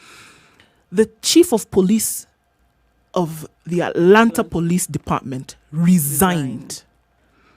And she did this because she said she wanted to then pave way for actual reform to take place. And if she stood there, it would seem as if she was blocking... Condoning. Or condoning what was rife to continue happening. So stepping aside to say, actually, you know what? Let the reform then come in. So we see a glaring example, and because of that, and then because of this shooting, we had people resign, others were sacked, etc., happened. But the head for whom the responsibility had been placed removed herself from the equation to allow then this thing to happen. And I see that very clearly now, because if the top where the responsibility is seen is not then taking any kind of responsibility for what is happening amongst the people to whom they answer, then there is a problem. And it cannot be that, we'll do investigations. Let's just look at some chronology of events that took place. Last year in Kisumu, we saw where a boy was shot because he was trying to defend that his cousin had been knocked by a car. He was shot, killed. They told us investigations were going to take place. We've never heard about that story again. There were individuals who were shot randomly. We've never heard about that again. COVID came along and a young boy was shot sitting in his balcony. Police shot in the air. That case has been taken to court, and the policeman has been, and the police whose gun was discharged, however we want to look at it, then now has been charged with the murder of this 13-year-old boy. Now, we don't know how that's going to end. Is it making anybody jittery right now? Not really, because even after that, you saw that still these things continue to happen. Now, if the commander of his unit was then called to answer, or if the commander of his unit was also asked to share in those charges, I'm telling you, there would be jittering across the board. And people will say, actually, you know what? When we go out for these things, maybe we ought to be a little bit careful, because whom are we supposed to be protecting? Whom are we really supposed to be serving? And that's why I do agree that 6 months really is not enough time for you to wrap your head around all the different things that you're going to have to come to face now when you're doing your job. It really isn't. So it goes back to the training. It goes back to the system. It goes back to the individual who is sitting at the head of all of this and saying, okay, for the time that you've been given the responsibility, you need to make sure that certain things are running a certain way. Has there been a systemic rot? Let's start to pick away at that and see now how we can sort it out. Because if that doesn't happen, we're going to see worse. The problem that I see with Kenya and probably a large part of Africa is that resigning is alien, or people don't have a conscience after they reach some point where you see something is wrong, or you are alive to the fact that your being there will make changes or reforms difficult, so you remove yourself. So we never see it like that. So I'm yet to figure out whether it is we don't have a conscience, but I don't want to believe that we don't have a conscience really, or a desire for people or for service. Our system of accountability in the community is broken down. Today, let's not say today. In years gone by, when CT can vividly remember when he was younger, and even before that, in the previous century, yes. The previous 2 centuries, the community would actually hold you to account, such that if you did something wrong, you'd walk around feeling you've wronged people. You'd feel ashamed. You'd walk around with your head bowed, right? Today, you do something, you walk around here with that utadu attitude. In fact, because there's nothing that we also just look at you and we don't even pass judgment. We just let you go. In fact, you're rewarded for wrongdoing. There you go. Yeah. Because especially if it involves you acquiring money. You will become... Your sins are washed almost immediately. Yeah. You become a political bigwig anywhere you want. Yeah, because I remember when we were young, as a child, you would not... If you're out anywhere, you don't want to do anything wrong because somebody will see you and they'll report you at home. And then, death awaits you. That's it. 28 minutes to 8 o'clock. It's a Situation Room, Kenya's biggest conversation. Let's take a break, go and have a look at what's happening on the roads, and then we continue the conversations. Good morning.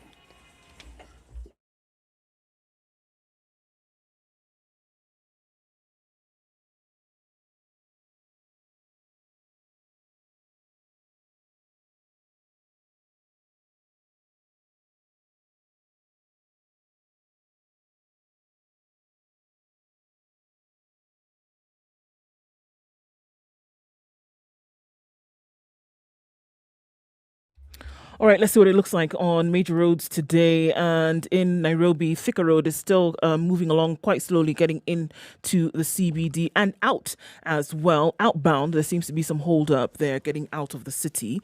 We'll see what that looks like in a short while. Everywhere else it seems to be behaving quite well. Mombasa Road, just between Cabanas and General Motors, there is a hold up. However, that will open up in a short while. It doesn't seem to be anything major happening right now. If it does, we'll let you know. You let us know as well. Spice FM KE. That's how you can reach us on Twitter for what you might see this Friday morning. We hope it doesn't get too crazy.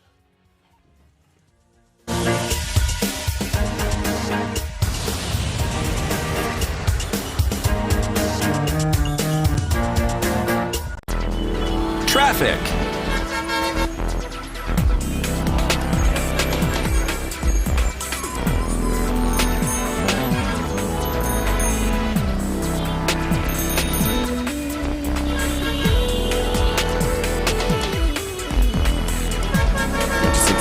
Minutes to 8 o'clock. It's the Situation Room, Kenya's biggest conversation. Police reforms and everything else that's happening in the country is what we were talking about. So yes, is it a rise in terms of police brutality cases, or is it a rise in the reported cases of police brutality? It could be both. It's both. It could be both. Yeah, you're reporting them because they're also happening more. And now, in this age of communication, you're able to capture this a lot more. What is lacking is appropriate response to this. In terms of, yes, you're seeing IPOA is working hard at bringing them to justice. You may find that these police officers, for example, who this happened to, would be interdicted. But if you can look at what the immediate senior superior was saying, the immediate superior's first reaction is to come to the defense of his officers, saying, you know what, but these guys were attacking a police station. But you know what, these guys were climbing the flag and trying to bring down the flag post and trying to bring down the flag. These guys were coming to, he's basically looking for the reasons to justify why the deaths occurred. Eric, you know, you never really bring down the flag by climbing. Huh? You don't have to. Neither do you hoist it by climbing. Huh? No, can you imagine? But the fellow fell. Can you imagine that this fellow is trying to go up there to bring it down? That pole is slim. How do you even... And it How do you can't climb? it can't even bear weight. Not really if you look at it. It only stands. It's a slim pole that stands slim to pole. actually maintain the weight of the flag. But kids hoist that, climb that thing all the time. But they're kids. Flags are not hoisted by climbing that pole. No. It's true they are not, but in some cases, I remember, for example, when we were in school and we'd do the flag thing on Mondays and Fridays, some boy would go up there, and so it's tied up there. Instead of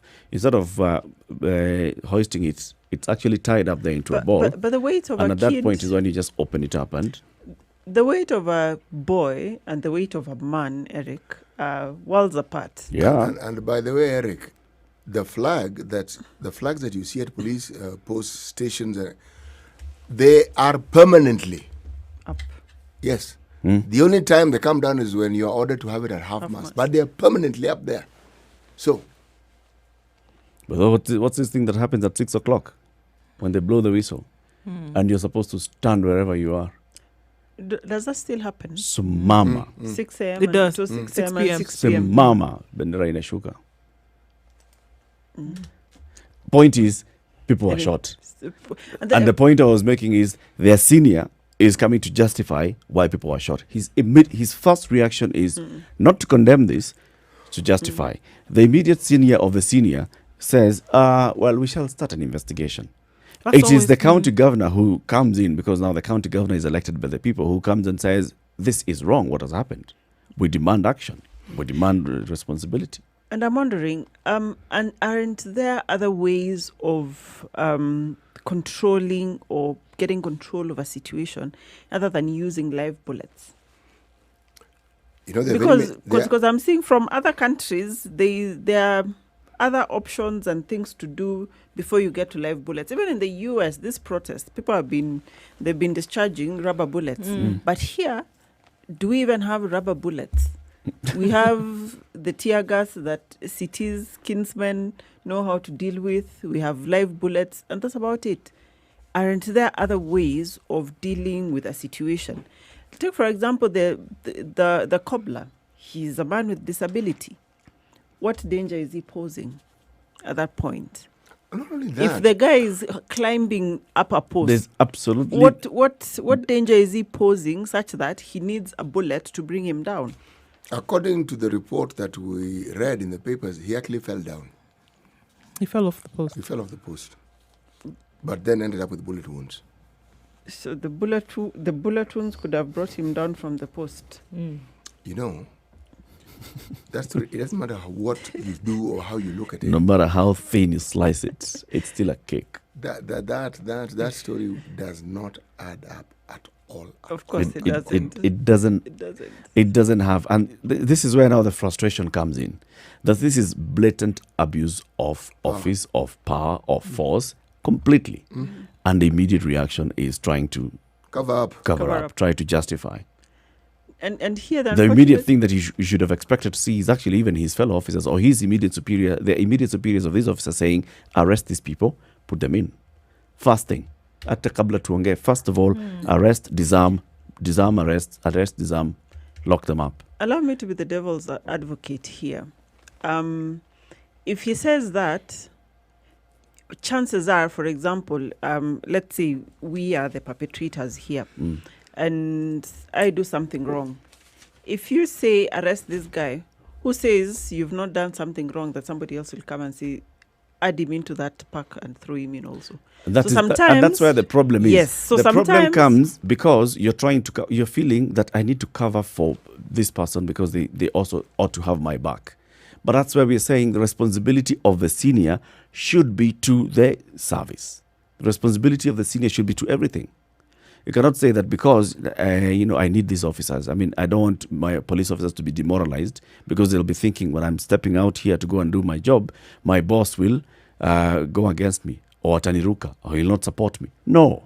That's why I go back to the very beginning where this training was happening. Yes. Because there is a comprehension that comes along with adequate training so that you understand that when it comes to the expansion of your duties, it's not about who likes who or who's trying to cover the other. There is a certain duty that you're supposed to fill. So it's not about just discharging your weapon. It's a psychological training that takes place at the same time. Why do you think that in some countries when protests are happening, they don't use live bullets? Don't you think that it's something that they've gone through to understand that what you're trying to do is that you're not trying to bring fatality upon a group of people. You're trying to diffuse a situation potentially. And diffusing, you're not trying to bring harm. You're trying to maintain order. But also you're trying to maintain order. You're not trying to kill people. But here in this case, it's obvious that, it would appear to be that if a policeman discharges his weapon, it is to kill. It's usually fatal. It is fatal. And that's a message that's being passed to other people. Don't you try and bring drama here because guess what? You could end up dead. And that's not the way it should be. Even when we look at these numbers and we talk about the increase, I want to perhaps add a little note of caution. It isn't as though the large number of policemen we have in this country just keep discharging their weapons again, No. willy-nilly. No.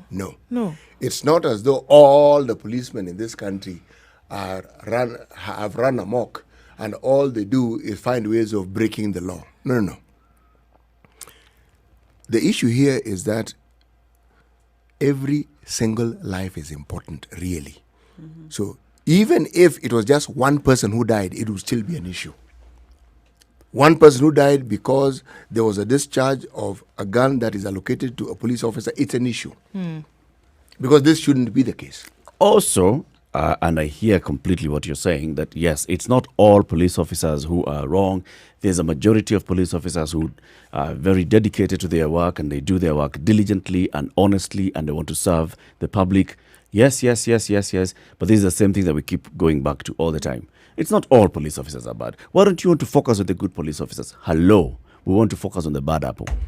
All right? So that all apples are good. You're the one who was giving us the example of why is it called a bad apple. That one bad apple will spoil all the fruits. Actually, everything in the pantry. What apples do. You actually don't keep apples with other fruit. No. Yeah. So we cannot afford to have a bad apple in this particular case. And that's why we must talk about it. Yeah, they're good police officers. Even them, we expect them to rise up against the bad apples amongst them. Actually, we expect the good police officers to be actually coming out to say, you know what, so and so, come on. This is bad apple. Truth of the matter You're spoiling the name of our profession. What is rampant is the immediate protection of fellow policemen by other policemen. Yeah.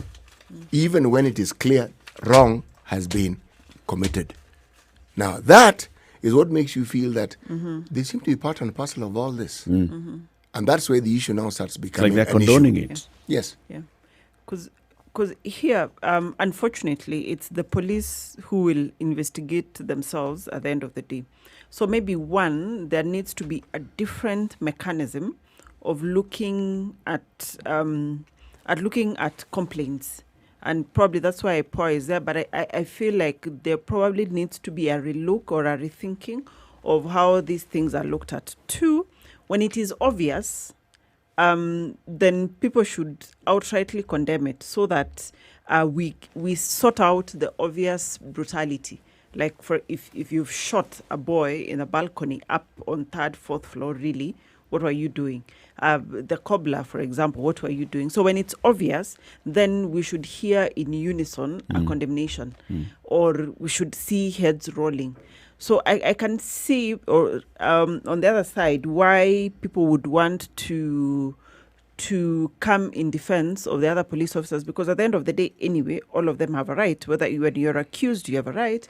When you're the accuser, you have a right. So there has to be, a balance. But when it's obvious, then we should see heads rolling, so that you deal with the obvious, and then those that could have been, it was self-defense, or it was A, B, C, and D, then you give it time for proper investigations to happen. But we should not be trying to make sense of obvious things. Like you see somebody has been shot from the back and somebody saying self-defense. Like really, we should not be arguing about those obvious things. He was running away and all. Yeah. The other thing that has always bothered my mind with all of these things is that it seems to be affecting the have-nots. The people who, your everyday citizen, the person who may not really have a big voice. So I'm always wondering if this cobbler was a politician, for example, or a member of parliament, somebody with significance, quote unquote, in society, would we be having the same conversation? Most definitely not. So is it that people who do not have, people who are struggling every day like you and I, are lesser children of God? Yes, in the eyes of police, I mean, that is it. We keep saying if it walks and quacks like a duck and it has some downy feathers, then that's what it is, right? Because it would be that if you have the persuasion of coin, it means that you're able to, be listened to or get away with things, as it were. Can we get to the point whereby you look at the service of the police in this country and say, this is actually a service that is friendly to me, that I can actually have a conversation with about things? Unfortunately, it is a stance of animosity from where we are today. It seems like something that would be in the realms of dreams, that you would have a protest and there are responses from police that don't end up in a fatal manner. Can we actually say that police reforms have been carried out in this country time without number, until they even changed the name from a force to a service? But can you really get to the point whereby that there is an interaction between the common citizen and the police service in this country that has not been precedented on fear? That has not been precedented on them wanting to wield that fear on someone else. Because if I were to take you to the police today, it's not necessarily because I trust in their ability to expend justice, but I trust in their ability to make you afraid, so that I get whatever. Imagine, that's it. True. I take you to the police not because I'm hoping that they'll do something about it, but because maybe that they'll put you in a position of fear to then do something for my benefit, which unfortunately is a really pathetics situation. Well, let's take a short break. For 48 hours, after which time you'll never repeat what you ever did. Iwe funzo ili iwe funzo kwako na wengine kama wewe. No, wenye tabia mbaya kama yako. Wenye tabia mbaya. Let's take a short break. Come back out of this break. Also come back into the conversation that Ndu you're raising about police training. 9 months in Kiganjo, is that enough to train a police officer? Is it 9 or 6? 9. Is that enough to train a police officer? Really? Good morning.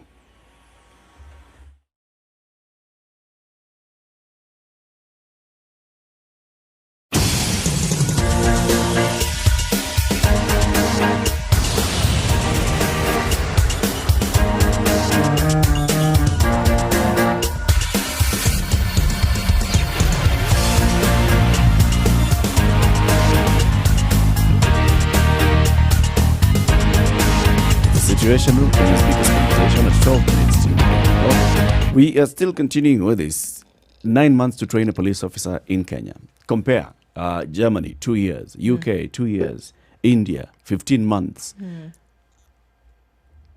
When you say, look, if you want to impart some skill, and Mwalimu is here, Mwalimu, you can tell us, Mwalimu, whether this is true. Is 9 months enough, actually? You've brought in somebody, these are young people, they have cleared high school or secondary school, they're at a certain age. We even have people now, graduates. There are numbers of people who are graduates. And then the graduates actually now go into a different kind of training. But just look at the basic police. You actually start with the basic need training, right? when they're going there for that kind of training, right, and they're taking 9 months, you're basically saying that you've gotten somebody from the community, you're taking them to Kiganjo. Like I said, you're inculcating them the issues of discipline and following order and waking up and doing the right things and polishing your shoes and wearing your uniform the right way and always having your hair cut. All those things. At the same time, you're introducing them to aspects of law. At the same time, you're introducing them to aspects of psychology. At the same time, you're introducing them to aspects of responsibility. All that cram into 9 months. And you have to run and carry your gun and never drop your gun and face punishment within 9 months. Enough? Maybe we should move from getting immediate Form 4 graduates into the police training. Maybe we should move to get graduates. I mean, we have very many jobless graduates because they would add value in that, one, they have some degree of maturity. I mean, a 23-year-old who's graduated from university or college or anywhere compared to a 19-year-old are different. They have seen society. They have done what they needed to do, whether it's going out late at night, whether it is, trying to make ends meet by doing odd jobs. They have done some things. Then the police training will now be to train them into being the police or offer service. Then depending on your skill set, you are deployed according to what you've done. If you've done psychology, for example, maybe you go into DCI, criminal investigations. If you've done law, then you probably be the ones working with the ODPP. So probably we need to change that, and all these graduates who are jobless, take them into the police service. Okay. So basically what I hear you say is, first, increase the number of the age at which someone is joining the police service, which means that they are working for you fewer years, which means that you're starting to pay them pension earlier than everybody else. There's an impact. Secondly, now, even if we say that we are now saying we are bringing in somebody Wait. That point doesn't hold water. The point does hold water. If everyone else is looking for a graduate, if we employ someone, yes, but if we employ someone at 28, 24, 23, 24. Where Where are you graduating them to 28, Eric? I'm picking 28 just because I can pick 28. No. See, they went through training. They finished by a certain age. So let's start at 24. 24. That is 4 years that you've cut off from a possible need of service. It's a logical thing. I'm not arguing against it. I'm just saying, remember, there's that cost. You have to remember there's a cost implication to that, right? That you're starting to pay somebody their pension 4 years earlier than you could have started to pay them for their pension. Basic fact. However, let's say that you've taken this. That can be easily resolved by just increasing the retirement age of retirement. Yes. However, and then you're looking at the benefits you're likely to accrue when you get a maturer person into the service. Okay. Even if you take this person from university, you still cannot train them for 9 months. 9 months is the bone of contention. Military takes cadets, graduates, takes them to Lanet, trains them for 16 months for them to become commissioned officers. 9 months, from whatever angle you look at it, is insufficient. You can still increase if you want. Actually, that's where it we should should be start. increased.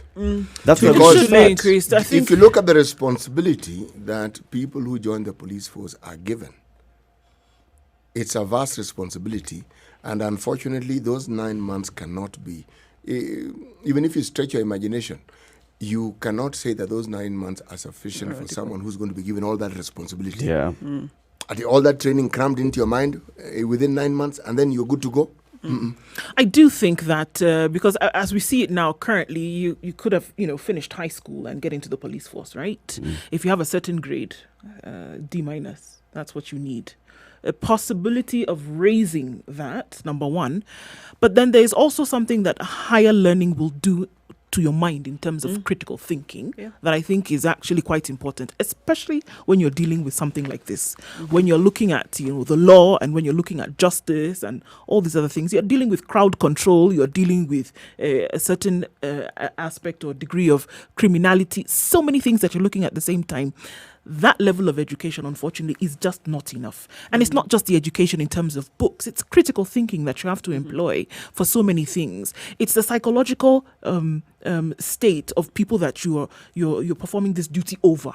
It's so many things that come into play here that is necessary to have this kind of training. So absolutely, 9 months is not enough. It is not enough But to you go see, through this. if you have a low entry point for a job as serious as this one, what are you saying? You don't take it seriously. Yes, It you're is- saying you're saying that anybody can just come Anybody in. can just Anybody come in. can just Actually, come in. anybody is mild. You get there when there's anything serious. As in, you have failed Yeah. to be able to get anywhere, Anywhere else, else. so come into the police service. That message is not a good It's message. not a good message at all. It really is not. And for the that is- longest yeah. time, you talk about prison officers. Same story. You don't You talk want about somebody the military. It was the same because story. that's Now, it. You don't want somebody who has failed, and when it's not just That past. failed one is But coming it's out failed strongly. now. It's no, failed. No. You don't want We- somebody we who talk has about this every time when KCSE and KCP's results are released. no. You have not look, failed. Hold on. You've done what? You You have don't just want somebody not who gotten has the pass mark performed to get into the You university. don't want somebody who But has there's nothing like you performed. failed. You don't want somebody who has performed badly. If you don't want to use failed, you don't want somebody who has performed but badly. plus, you actually haven't failed. You know that. It's okay. Yeah. You don't want somebody who has performed badly and then you come and you say, okay, since you can't get anywhere else, come and join the police force. And then we put our service and then we put this huge amount of responsibility on your shoulders. No, Come on. I think the bare minimum should be a diploma. Because I'm looking at people who've done technical or a courses. year at NYS or something. No, but the year at NYS is You can almost have the a- same thing. You can have a bridge. You see, at the same time, there are things that you raised. The level of maturity, the level of exposure, all those things. You're creating a bridging gap.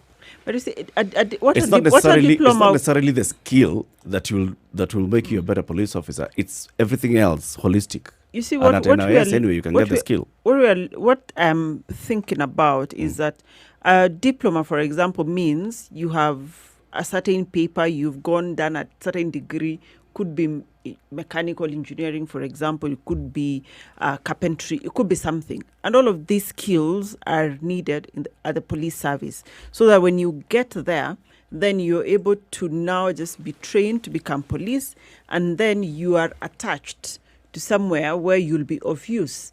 And here I'm looking at, if you're looking at criminal investigations, you're looking at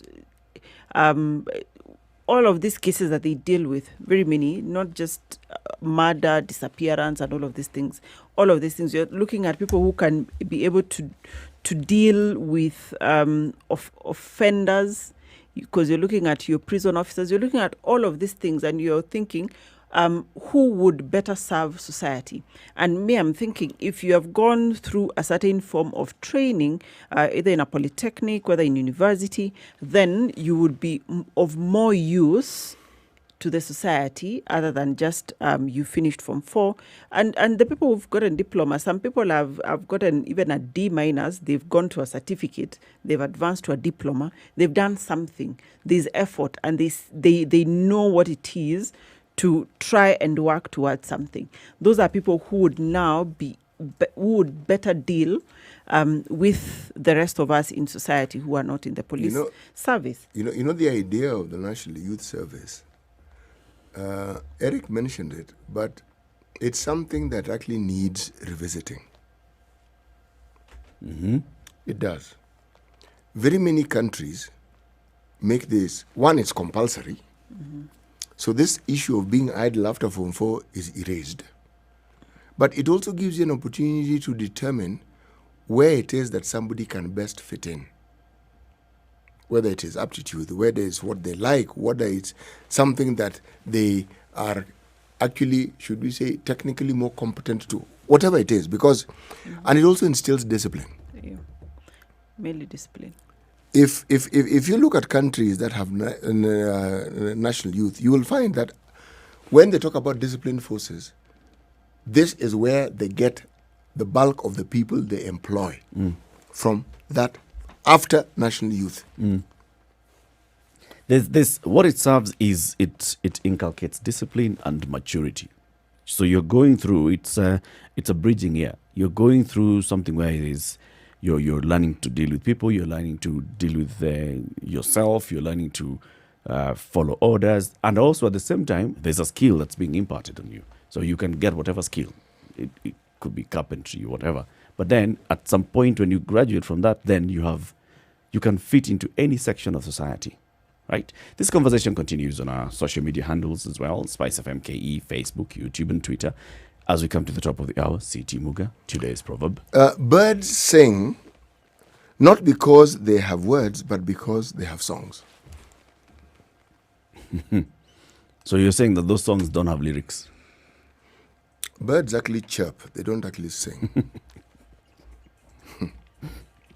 But we call it songs because the chirping is often melodious.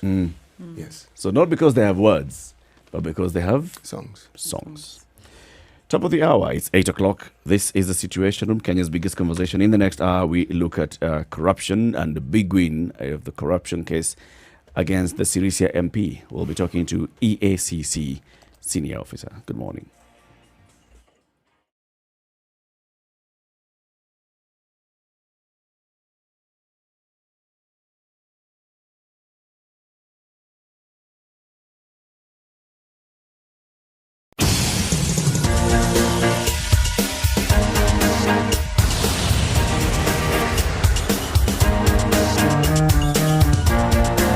On Thika Road, all the way from Allsops to Muthaiga, jam is at a snail's pace. Service lane are the better options this morning in terms of what to use. In and outbound is what we see as an issue today. Everybody's leaving the city. It is Friday after all, isn't it? Okay. Looking at other parts of the city today, on Mombasa Road, just a little bit around Cabanas and then General Motors. Usual suspects is what we expect to see now. And then from other parts, Langata Road and Gong Road, coming out of Westlands, not too much of an issue. It's good that we don't see too much of a chock-blocked situation. Let us know what you see. Spice FM KE, that's how you can reach us on Twitter. If anything jumps out at you that other people should be aware of, let us know and we will spread the word.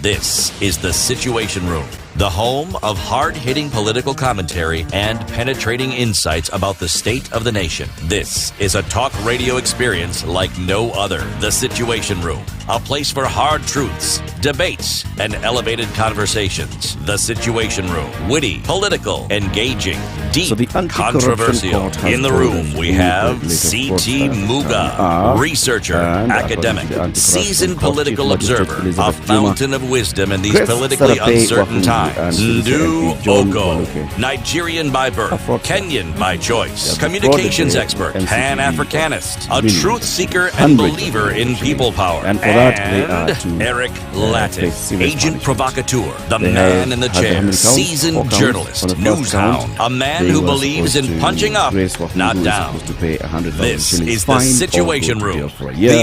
Count number 2, 100,000 shillings fine or go to jail for a year. Count number 3, 500,000 shillings fine or go to jail for a year. Count number 4, pay a fine of 594 million shillings or go to jail for 7 years. Okay, count number 3 was 3 years. So in total, basically, we're talking about them paying at least 700 million shillings each or they go to jail. Right? This is a big win. The nation calls it a historic win of a graft. The standard goes with the angle of they have to pay at least 1 billion shillings. The MP is losing his seat. They are failure to paying this. They have to serve 52 years in jail. And this is another historic court ruling. The fight against corruption. It has taken long. And whenever we speak to EACC officers, and even the Office of the Director of Public Prosecutions, they tell us these cases take long. However, at some point, this case will come to an end. How long has this one taken specifically? This one started in 2003. 2003. So we're looking at 16, 17 years. Yeah. Imagine. Right. It's taken 2009, actually, yes. 2009. That's when they went to arbitration in 2009. And then in the cases were taken to court.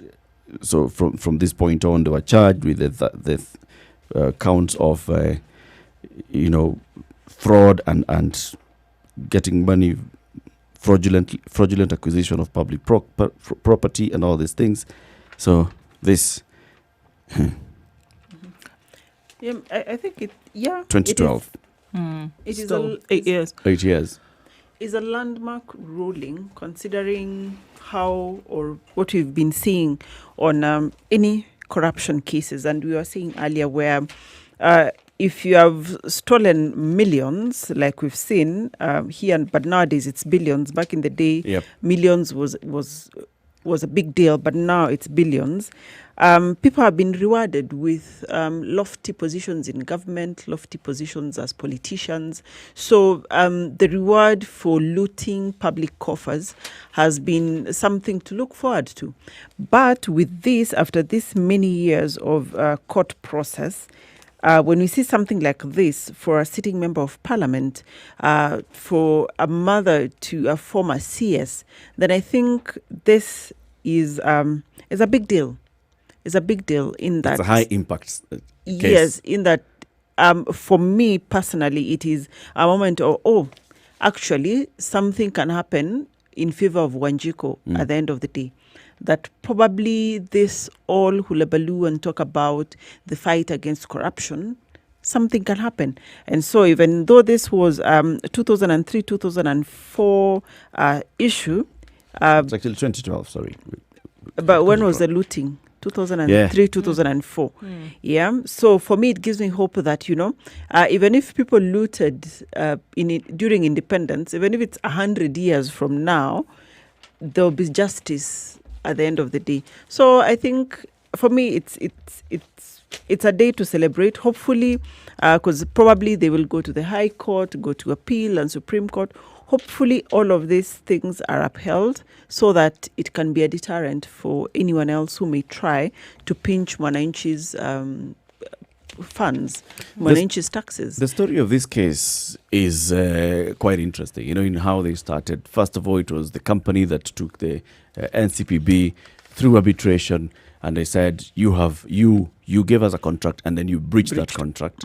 So going into arbitration, from there, EACC, not EACC, but NCPB going to appeal through the court process, losing again. And at some point, EACC starts investigations. And that's where the breakthrough in terms of justice for Wanjiku comes in. Let's speak to an assistant director at the Ethics and Anti-Corruption Commission. We're hoping to speak to the CEO, Twalib Mbarak, who has sadly told us that he has been called into an urgent meeting, and therefore he's asked his assistant director, Philip Kagushia, to speak to us. Philip, good morning. Good morning, Eric. It's good to speak to you again, Philip. Yes, nice to be back. Greetings from my CEO, Major Twalib. And apologies that he couldn't make it today. It's all right. At least we have you. Yeah. And you're a wealth of knowledge. Just briefly, Philip, just take us through the chronology of how this fraud was perpetrated. Well, you've seen quite a lot which has been shared out with the media houses. But the long and short of it is that Eldoret Supplies, as a general suppliers company, purported to have procured maize, and this was to sort of fill a shortfall. You know how we normally expect we'll have a certain amount of millions of bags of maize. And they went through some tender process, and Eldoret was awarded a tender to procure a portion of that maize. The only problem with this tender, because Eldoret was supposed to bring in about 40,000 metric tons, is that in the end, they never actually delivered even a single kernel, a single grain of maize. However, they had documents which they presented to demonstrate that they had shipped this maize they had stored it somewhere in Djibouti, they had somehow delivered it, and that they wanted payment. Now, unfortunately, when this matter was taken before arbitration, the arbitrator actually placed a lot of emphasis on those documents, which now the court has said were forgeries, and on the basis of those forged documents, gave an award for the entire amount which they supplied. And how much now, was that? If you look at the figures, it is 577 million shillings worth of maize. That's over $500 million. Yeah. Right? And now because they had this arbitration award, they could now use it to go and enforce the decision of the arbitrator, and that is where the rain started beating us. Sorry, just to take you back there, Philip. So when they were going for arbitration, what was their charge against the NCPB? That they had not been paid, and yet they had delivered. So they were saying that they have delivered maize and they have not been paid. Yes. And the truth of the matter is NCPB stores had no maize. They had no maize. There is no evidence that they ever delivered a single bag, a single grain, a single kernel of maize. Okay? Yeah. All they had were these documents, which now the magistrate's court has established were forgeries. All right. Yes. So as I was saying, so the 577 million award is what they were trying to enforce as against NCPB. So they had these orders, and using these orders, they would freeze NCPB accounts. Yeah. They would attach NCPB assets. Right. I think if you look at the report, you will see stories of seizing warehouses, vehicles, laptops, furniture, because they had to realize their judgment one way or the other. Right. Now, it is because of this that NCPB's account, which had 297 million, was frozen, and all that money transferred to the law firm. And you will see the flowchart of how much the money hit the law firm, how it was distributed. Yep. And if cumulatively, if you look at the money that was actually taken out of NCPB, that's what gives us the figure of 313 million. So 313 million basically with in their enforcement of what they had gotten as orders to get money from NCPB, they basically froze all these assets, froze accounts, and went into the accounts and took the money because they have the orders. And mind you, they only managed to get about half, right? Because the original award is 577 million. So here's what I want you to think about and Kenyans to understand. Had it not been for the intervention of EACC, they were actually going to pursue the entire amount, 577 million. So what did EACC do? At what point did EACC come in? So EACC commenced investigations, I think, in 2013. But as you're aware and as you've mentioned, because I listened to you earlier on the show, these investigations are complex, they take time. And one of the aspects which was challenging is the international element. Yeah. A significant portion of this evidence has to be sourced from South Africa, because errant suppliers are claiming that they used a shipper, I think a company called Chelsea. And they say that they paid Chelsea, and Chelsea is the one who shipped, and then it was stored somewhere in Djibouti, and so on and so forth. Now, in order for Kenya to get that kind of evidence from another state, we have to invoke a process called mutual legal assistance. Yep. And it's a fairly complicated process. It's quite convoluted, and it goes through very many channels before it is actually accepted on the other end. Because remember, there are some requirements. For instance, I might be shouting about something here in Kenya, but out in South Africa, it's not a criminal offense. Yeah. So these are among some of the things you have to demonstrate. Sometimes when you do mutual legal assistance in other countries, like France, you have to do a translation from our official language to French. Yeah. So these are some of the things that maybe lengthen the process of investigation. But we got the evidence, and the fact of the matter is Chelsea Freight never transacted with errant supplies. Never knew them. Never knew them, didn't even deal with maize, as a matter of fact. But how did they come up with Chelsea then? And this is the thing. Remember, Tricks white collar criminals. Yeah, white collar criminals are not the same like the guys who do breaking and entering. The guy who does breaking and entering, his thinking is rudimentary. Atavuja mlango, and then he'll come and take your stuff from your house. Yeah. But these are guys who are well educated, and as you've seen, they are also what we call PEP, politically exposed person. Yeah. They are well connected. So they're educated and they're connected, and they know exactly where to push the buttons. And they're people of means. They are, and they have access to offices where ordinary Kenyans like you and I would not have access to. Philip, can I ask And you that is- then, as we're looking at the chronology of all of this, at what point did EACC step in to know that, okay, there's something awry going on here? What gave light to then the introduction of EACC? Well, generally speaking, we receive thousands upon thousands of complaints, right? And what we go through is you go through a process of prioritization. And the ingredient sometimes for prioritization is simply the value of the subject matter. So, for instance, in this case, we were talking about over 500 million Kenyan shillings. So that basically bring this file right up to the top of the pile. Yeah. Okay. Out of the thousands. The other thing that sometimes is the public interest in the matter. Yeah. Remember, we're talking about food security here. And this is one of the president's big four agenda. Okay? So you can imagine how much these guys are affecting what we are trying to achieve as Kenyans. Yeah. So again, that would bring this report right up to the top of the pile. And the other thing that sometimes we consider is the profile of the persons involved. So in this case, we have a sitting member of parliament. We have Grace Wakungu, whose relations are now public knowledge. Yeah. And we also have the person who may have been the mastermind, the late Jacob Juma. Yeah. So if you look at these people, their profile is not the profile of an ordinary Kenyan. So those are the things which probably accelerated this matter and put it as a top priority investigation.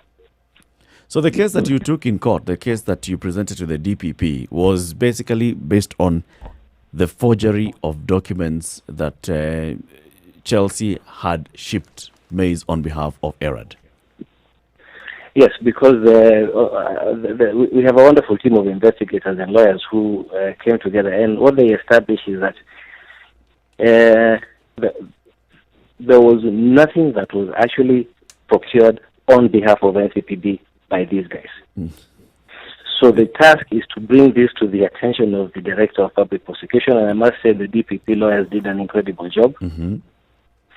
And they went and presented the case to the magistrate. Yeah. And after, fortunately, I don't know if you took note of this, that this case was actually concluded in less than 2 years. So it's an example of also the judiciary making an effort to resolve corruption cases within a reasonable time. Yeah.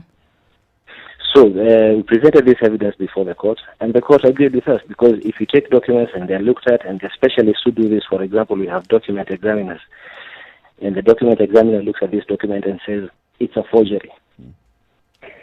And if this forgery is the basis for the award, then that award is not a proper award. And that is why it is easy now for the magistrate to say that you guys are guilty of 1, 2, 3, the uttering of false documents, forgery. And also there's another element. There's a meeting of minds. These people, they thought, they planned, and they intended to defraud the Republic of Kenya. Because remember, this money that is going out from NCPB, this is taxpayer money. True. So I think based on the quality of the evidence that was presented to court, it was possible for the magistrate to establish that, no, this transaction was fraudulent, they should not have been given the arbitration award, and on top of that, they should not have gone and done what they did by freezing accounts and freezing assets in order to realize the award. Yeah. Now, looking at the kind of fines that they've been given, when it comes to all the way to 700 million shillings plus, Yes. what is the magistrate using to give these kind of hefty penalties? Right. Now, we have a section of the Act which talks about your normal fine for that offense under Section 48, which basically says, and remember, a fine is a punishment. Yeah. Okay? Ni kiboko mtu anachapa kwa ile makosa amefanya. So, you have 1 million fine and imprisonment on the other hand, or both. Yeah. Okay? But that same section has an additional mandatory fine. Okay? And I'd like us to understand this. There is an additional mandatory fine. And why is it a mandatory fine? It is a mandatory fine because on the one hand, either there was a loss, okay? Yeah. Because these guys, by their fraud, they caused the NCPB to lose money. Yeah. And on the other hand, if there was a gain to them individually, Yep. because they caused a loss to NCPB, and on the other hand, they fraudulently gained some money themselves, personally. Now, what the law says is that that fine, that mandatory fine, it can be up to 2 times the value of the loss, and up to 2 times the value of the gain. Giving the magistrate the leeway to place, as long as it's up to 2 times. Yeah, normally the judicial officer will have discretion because the sentence says from here to here, so you have a range, you have a spectrum. Yep. Now, if you look at the figure that is quoted, the most frequently one is the 297 million. Yep. If the magistrate takes the 297 million and doubles it, 594. you get 594. Yeah. Okay, and because there are several counts, you will find that the Honorable Member of Parliament, Waluke, will have his own 594. Yeah.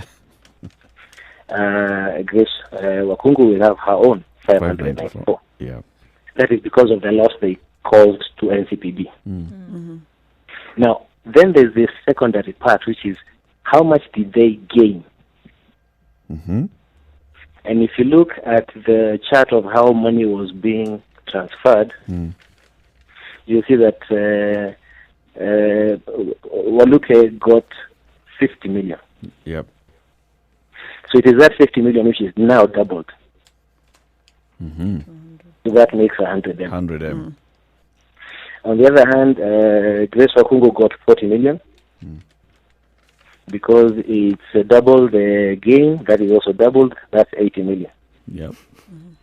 And if you add that with all the other losses or gains that were suffered, losses suffered by NCPB or gains made by them individually, when they are doubled, that is where this amount comes to 700, well, it's in excess of 700 million per accused person. Yeah, and it's an unprecedented thing, and that's why I think it has sent shockwaves through the country. It's a huge figure. Also, then, they clarify for us this. It's either, for example, count 1, 100,000 shillings fine or 1 year in jail. And then there's count 2, the X amount or X number of years in jail. Are these jail terms successive? Are they happening one after the other, or are they happening concurrently? At the time we were going to bed, which was really late last night, it wasn't clear whether they are concurrent or consecutive. Yeah, consecutive. But we will be operating on the understanding that I do not believe it was the magistrate's intention to, because cumulatively we looked at, for example, in Oluka's case, if you look cumulatively at all the fines and all the prisons, the custodial sentences against him, it is in excess of 50 years. Yeah. So I am not sure that was actually what was intended by the court. I would, for the time being, without having full understanding, I would assume it is maybe concurrently, and maybe the maximum is the 7 years, which was the highest sentence. Okay. Philip, just looking at that now, this jail term would be upon failure to pay these fines, is it not? Yes, that's correct. And what kind of time period are they being given to pay? Is it kind of like you pay by the close of business on Friday and you can, scurry on home, or what are we looking at here? Yeah, so the last order that the Honorable Magistrate made is that those fines should be paid within 14 days. I think if I look at the report which was prepared by my colleagues who are in court, it talks about them paying within 14 days, failing which EACC can commence recovery.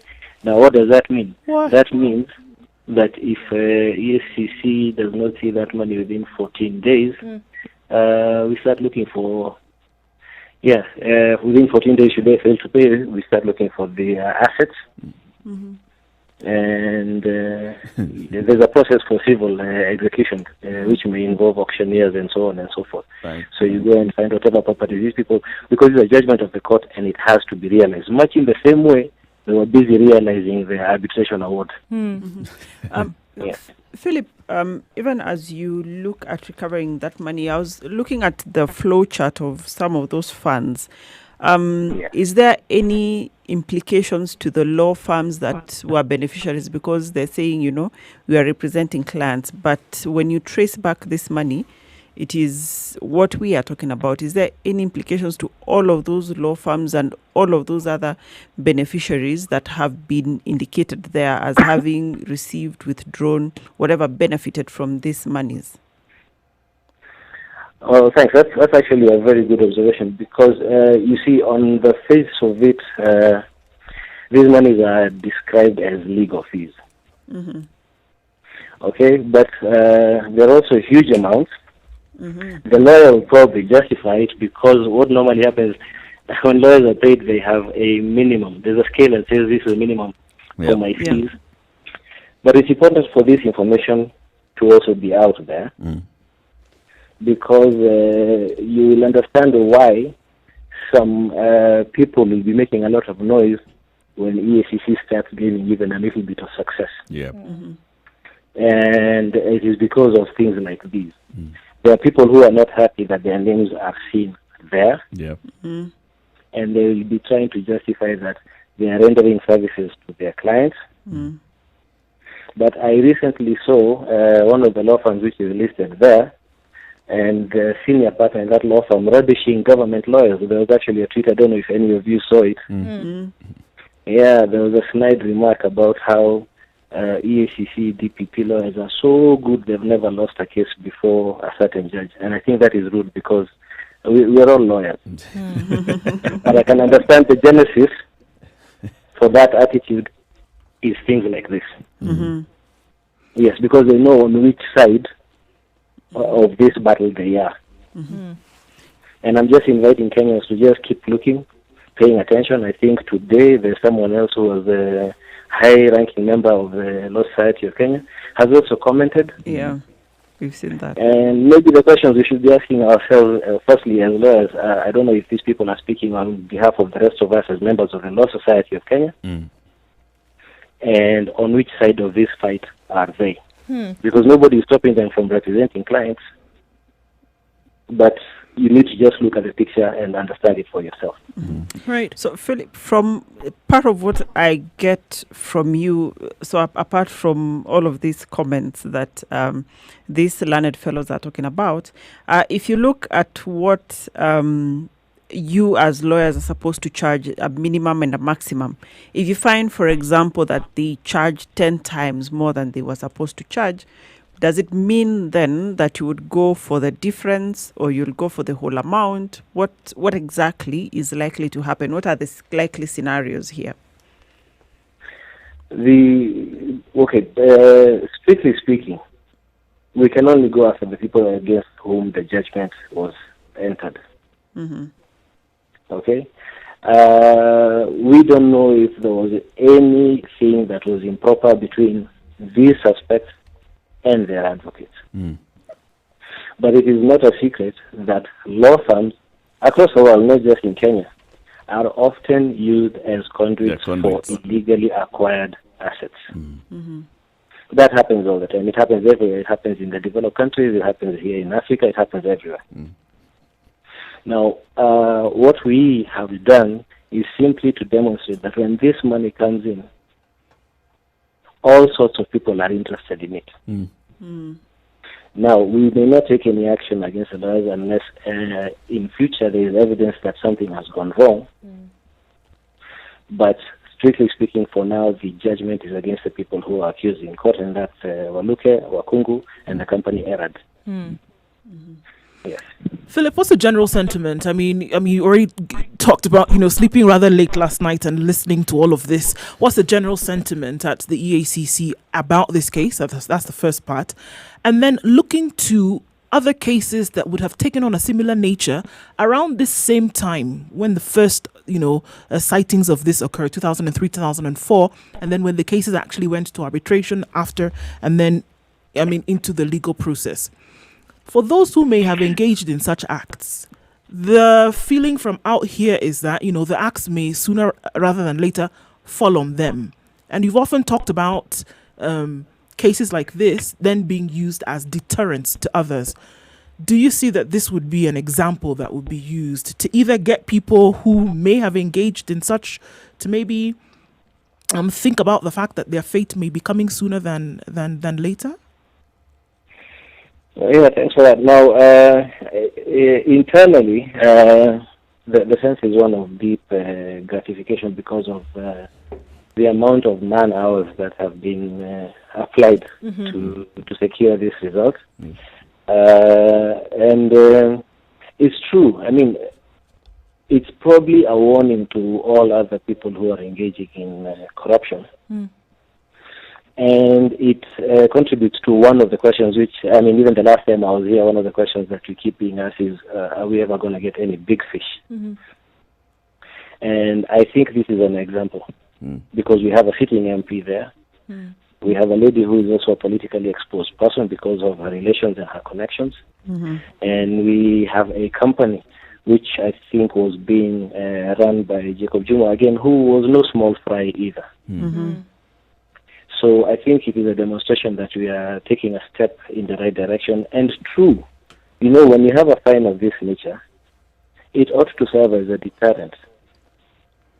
And I recall yesterday when the prosecutors were arguing about the sentence and they were talking about how it should be proportional and so on and so forth. This is one of the reasons why we have penal consequences of this nature.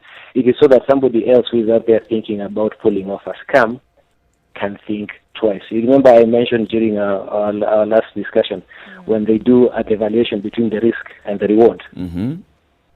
Now, in this case, the reward was huge. 577 million, but the risk was also huge. So I think going forward, people will think, can I afford to be fined 700 billion shillings and risk going to jail for 7 years? And I think most rational people will not do that. And yet, my only cut in that whole 577 million shillings is only 40. Or 50. Or 50 million. Yes. Yet I'll be asked by the courts to pay 700 million shillings. Yeah, and this is really the complex nature of corruption. You see there's some withdrawals which were being made, I think 112 million. Yep. And to some faceless. When you say that the recipient is unknown, what does that mean? How? It simply means it's unknown. Like for example, if you withdrew money, say in cash, we will never know where it ends up. Yes, we will never know where the money ends up. So, and you can only guess, because if you think about it, the National Cereals and Produce Board really tried to resist the loss of its money and other assets, but was not making any headway. So you don't know who else was interested in this money. In frustrating the whole process. Absolutely. Like you mentioned, Philip, that this was, something that had huge impact on food security. This is, and many times when we see these kind of cases, we always hear that this could be just the one that was caught. Is it possible that there are many others that have been perpetrated through NCPB that you haven't been able to catch up with?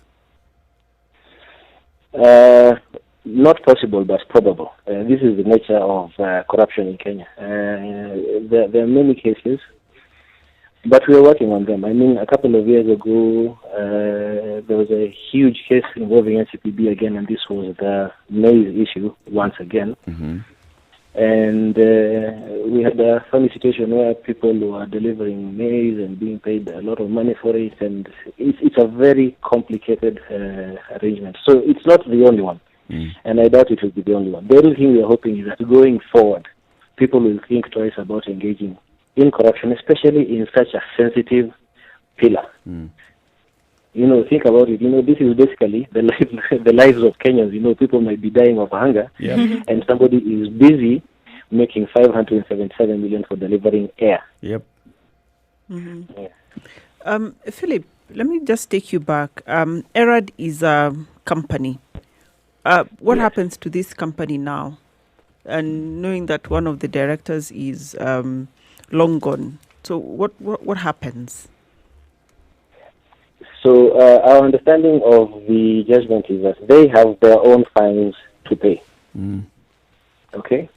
And those fines, if are not paid by the company, because the company is a separate legal entity, it's a juristic person, I think there's another that if the company itself is not able to pay, that the directors who are surviving Jacob Juma will pay that fine themselves. Now, I don't know what that tells for the sake of the company. I don't know if the company is engaged in other businesses, it has other resources. But, you know, it is now clear the kind of business that ERAD Supplies was engaged in.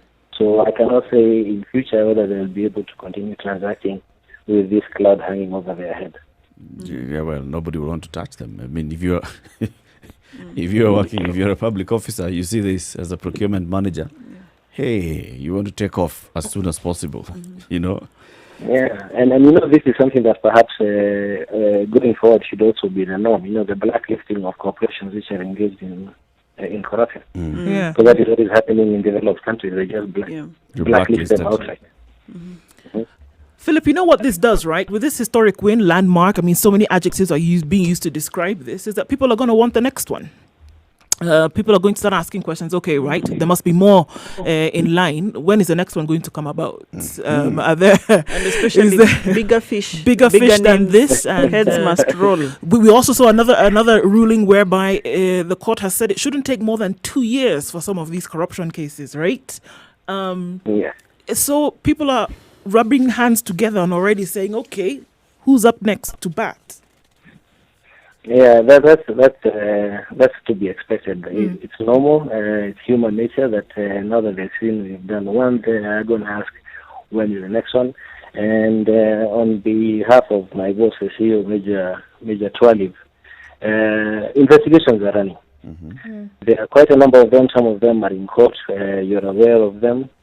And then in the public domain. So there's two ways of looking at this. One, there's ongoing investigations, which we cannot discuss, but there's also matters in court which are in the public domain.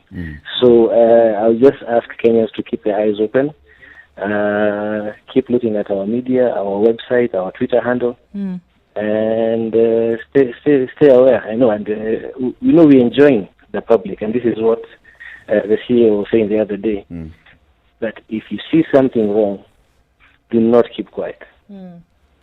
Please come to us. We rely heavily on the public giving us reports.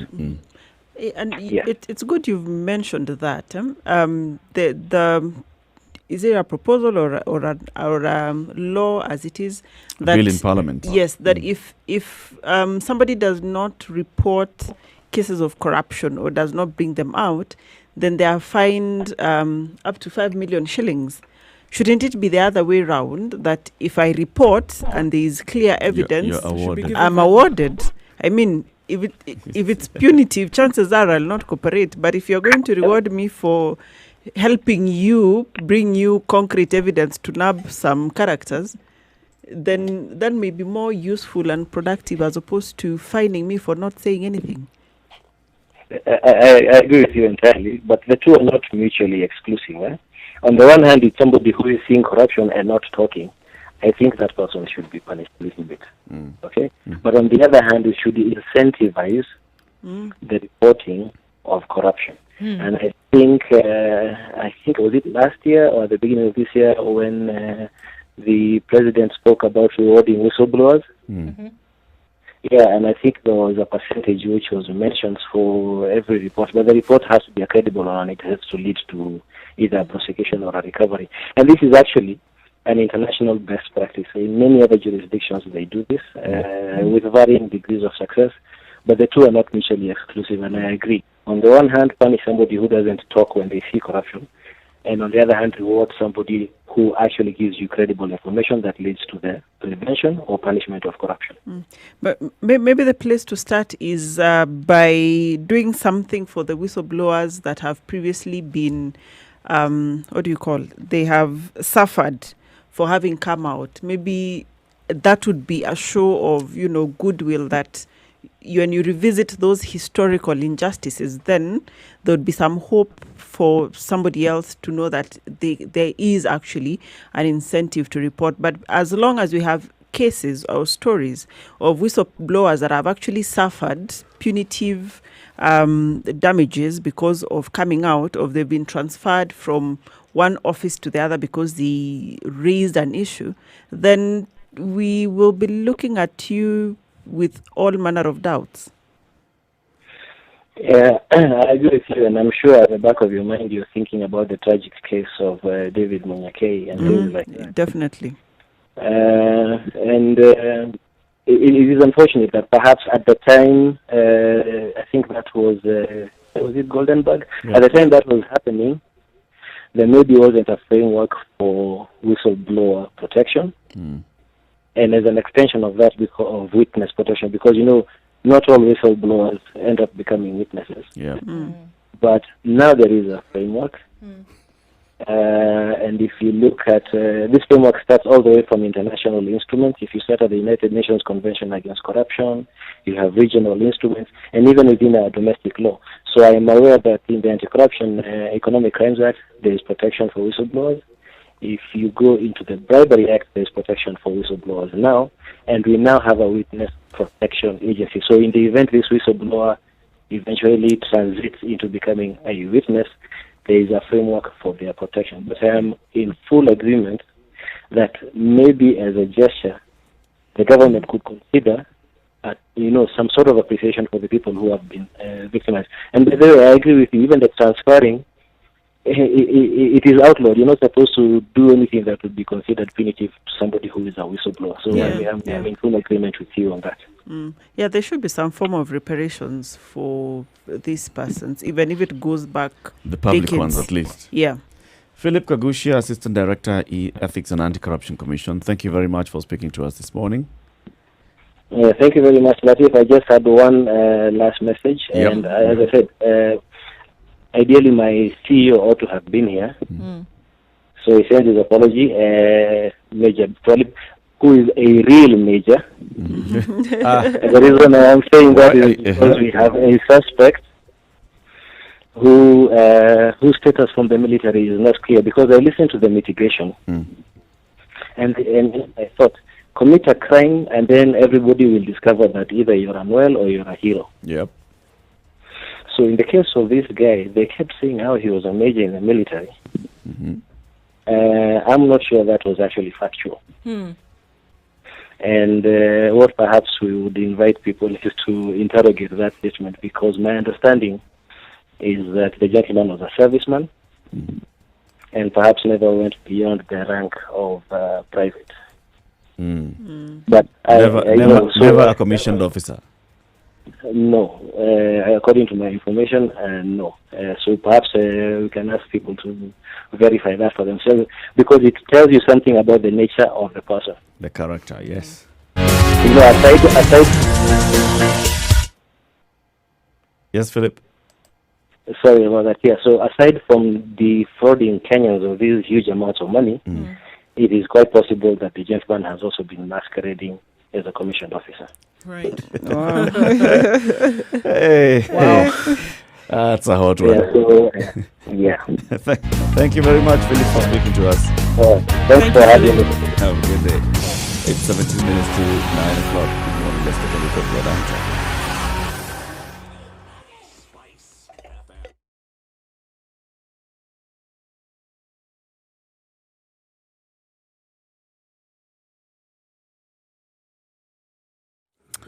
Still mostly cloudy conditions in Nairobi. We will see highs of 24 today, and the clouds will come quite low at some point.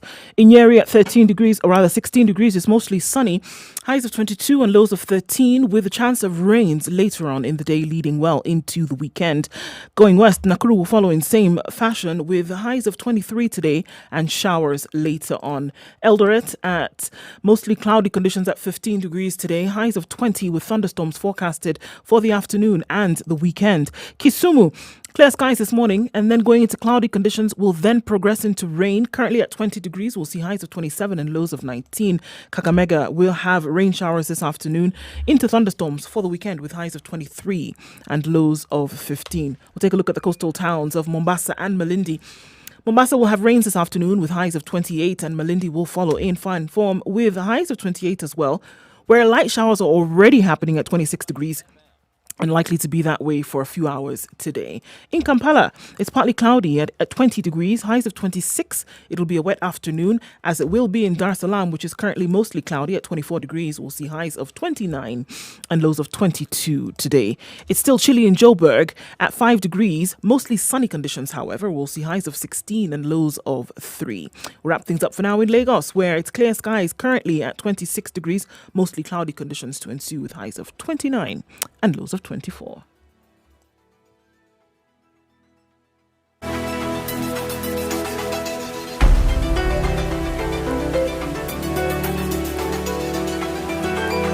Okay, in and outbound on Thika Road this morning, there's quite the traffic situation. As far back as Safari Park Hotel, then trying to get into the CBD, and then outbound, also around the same Safari Park Hotel, it's crawling along. People trying to get out of the city for the weekend. Ask your own questions later in terms of how on earth that is actually happening. But all right, on Mombasa Road, Cabanas leading towards General Motors is moving slowly, but it's moving well. We don't have any holdups or setbacks or delays as such. Jogo Road is giving a little bit of a snail's pace right around the City Stadium roundabout and then getting into the CBD from there, or then going towards the industrial area. Won't be too terrible though, guys. It's a Friday morning. It's not looking too bad. If it does get bad in your neck of the woods, don't hesitate to let us know. Spice FMKE on Twitter.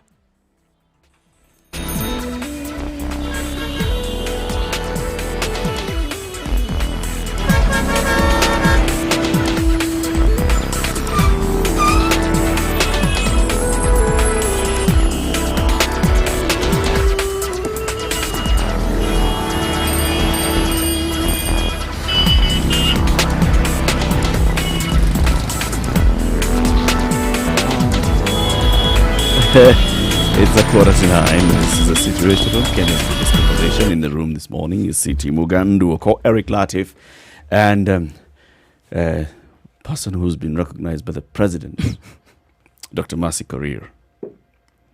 So, Major Waluke has been convicted, and he has been told, Major Waluke, you need to pay 700 plus million shillings. And like we've heard from the EACC senior officer, basically they're telling us the chronology of this. This was well calculated, well planned. There was absolutely no intention here to supply. But you know, it's very tragic. I'm thinking of all those stories we've covered of hunger, where we've gone to those places where people hardly have any food. Here, you've been given the task of providing food, maize, and you don't. You clearly do not or are not bothered by those photos, by those videos of children who are suffering. Children with marasmus. You've been given a tender, and this tender is basically a legit one. You've been told, nothing. Mercy, here, bring me a bag of maize. Mm-hmm. How much do you want to charge me for that bag of maize? You tell me 10 bob. You go and buy this bag of maize at 6 bob, 5 bob, 7 bob, whatever you have put your margin. If you deliver this and I pay you, you will make your money. Yeah. But you decide you're going to come and tell me, Eric, you know the time when you were sleeping there, I brought the maize. As far as I'm concerned, I brought the maize. And I told you, Eric, I've brought the maize. And you said, And you know very well that you did not deliver that maize. But I'm also wondering, there's a process to delivery. And where was NCPB? When you've said, I have delivered, somebody has to go see, confirm, sign, all of those things. Which is where now you talk about the 112 million shillings and we don't know where it was going. I am sure that there was documentation that shows it was received. Everything stamped that yes, you have delivered. There's documentation, and that's why the arbitrator is looking at documents and saying, all right, so what are you presenting? Erad, what have you brought? You have brought signed, first of all, PO. 40,000 bags of maize. Yes. And you have bought, stored, you delivered. Not bags. Or tons. Stored. You have delivered, it's signed, stamped. And then now here you're saying that during all this time, there was movement of this maize. There was movement of the maize from Djibouti. We put it on this ship owned by so-and-so company who are here, and look, we even paid them. People died. People died. You know, the Goldenberg scandal was premised on something very similar to this. Documentation. Yep. We are not a gold exporting country. We're actually not a gold even producing country. Yep. Well, the gold that is produced is pittance. If you are looking at the world market and those who trade in gold and the quantities that are required. Yep. However, monies were paid based on documentation. Just documentation. Yep. You went to the ministry that is involved with this, you got the right You stamp. go to the central bank, you get every right paper. stamp, everything. And because this company has been allowed to export, all right, so where they're getting it from, it's not That's it's immaterial. it's a detail. What we want is, as a company that's domiciled in Kenya, you have been given the permission to export gold to other countries so that you can get foreign exchange, because we are having issues But serious with forex foreign issues. exchange. So here, bring the paper, export verification, pop, stamp, central bank. Received, it's supposed to be received in Switzerland, tap, received. Received. No option but to pay money. This is why in medicine we say you do not treat the lab results. You do not treat the radiology, the CT scan report. You treat the patient. So even if you give me your lab report, I need to see you. You need to come here. I need to make sure that this result that is telling me your HB is 2, we need to transfuse you. I need to correlate. Do you and look make sure you're gasping and you need that blood that is indicated here. Because otherwise, if you just treat documentation, you will see all these manner of things. We will prescribe all manner of things from a medical point of view. Yeah. And in this case, in 2004, I bet you people died. Children lost parents, grandparents, parents lost children.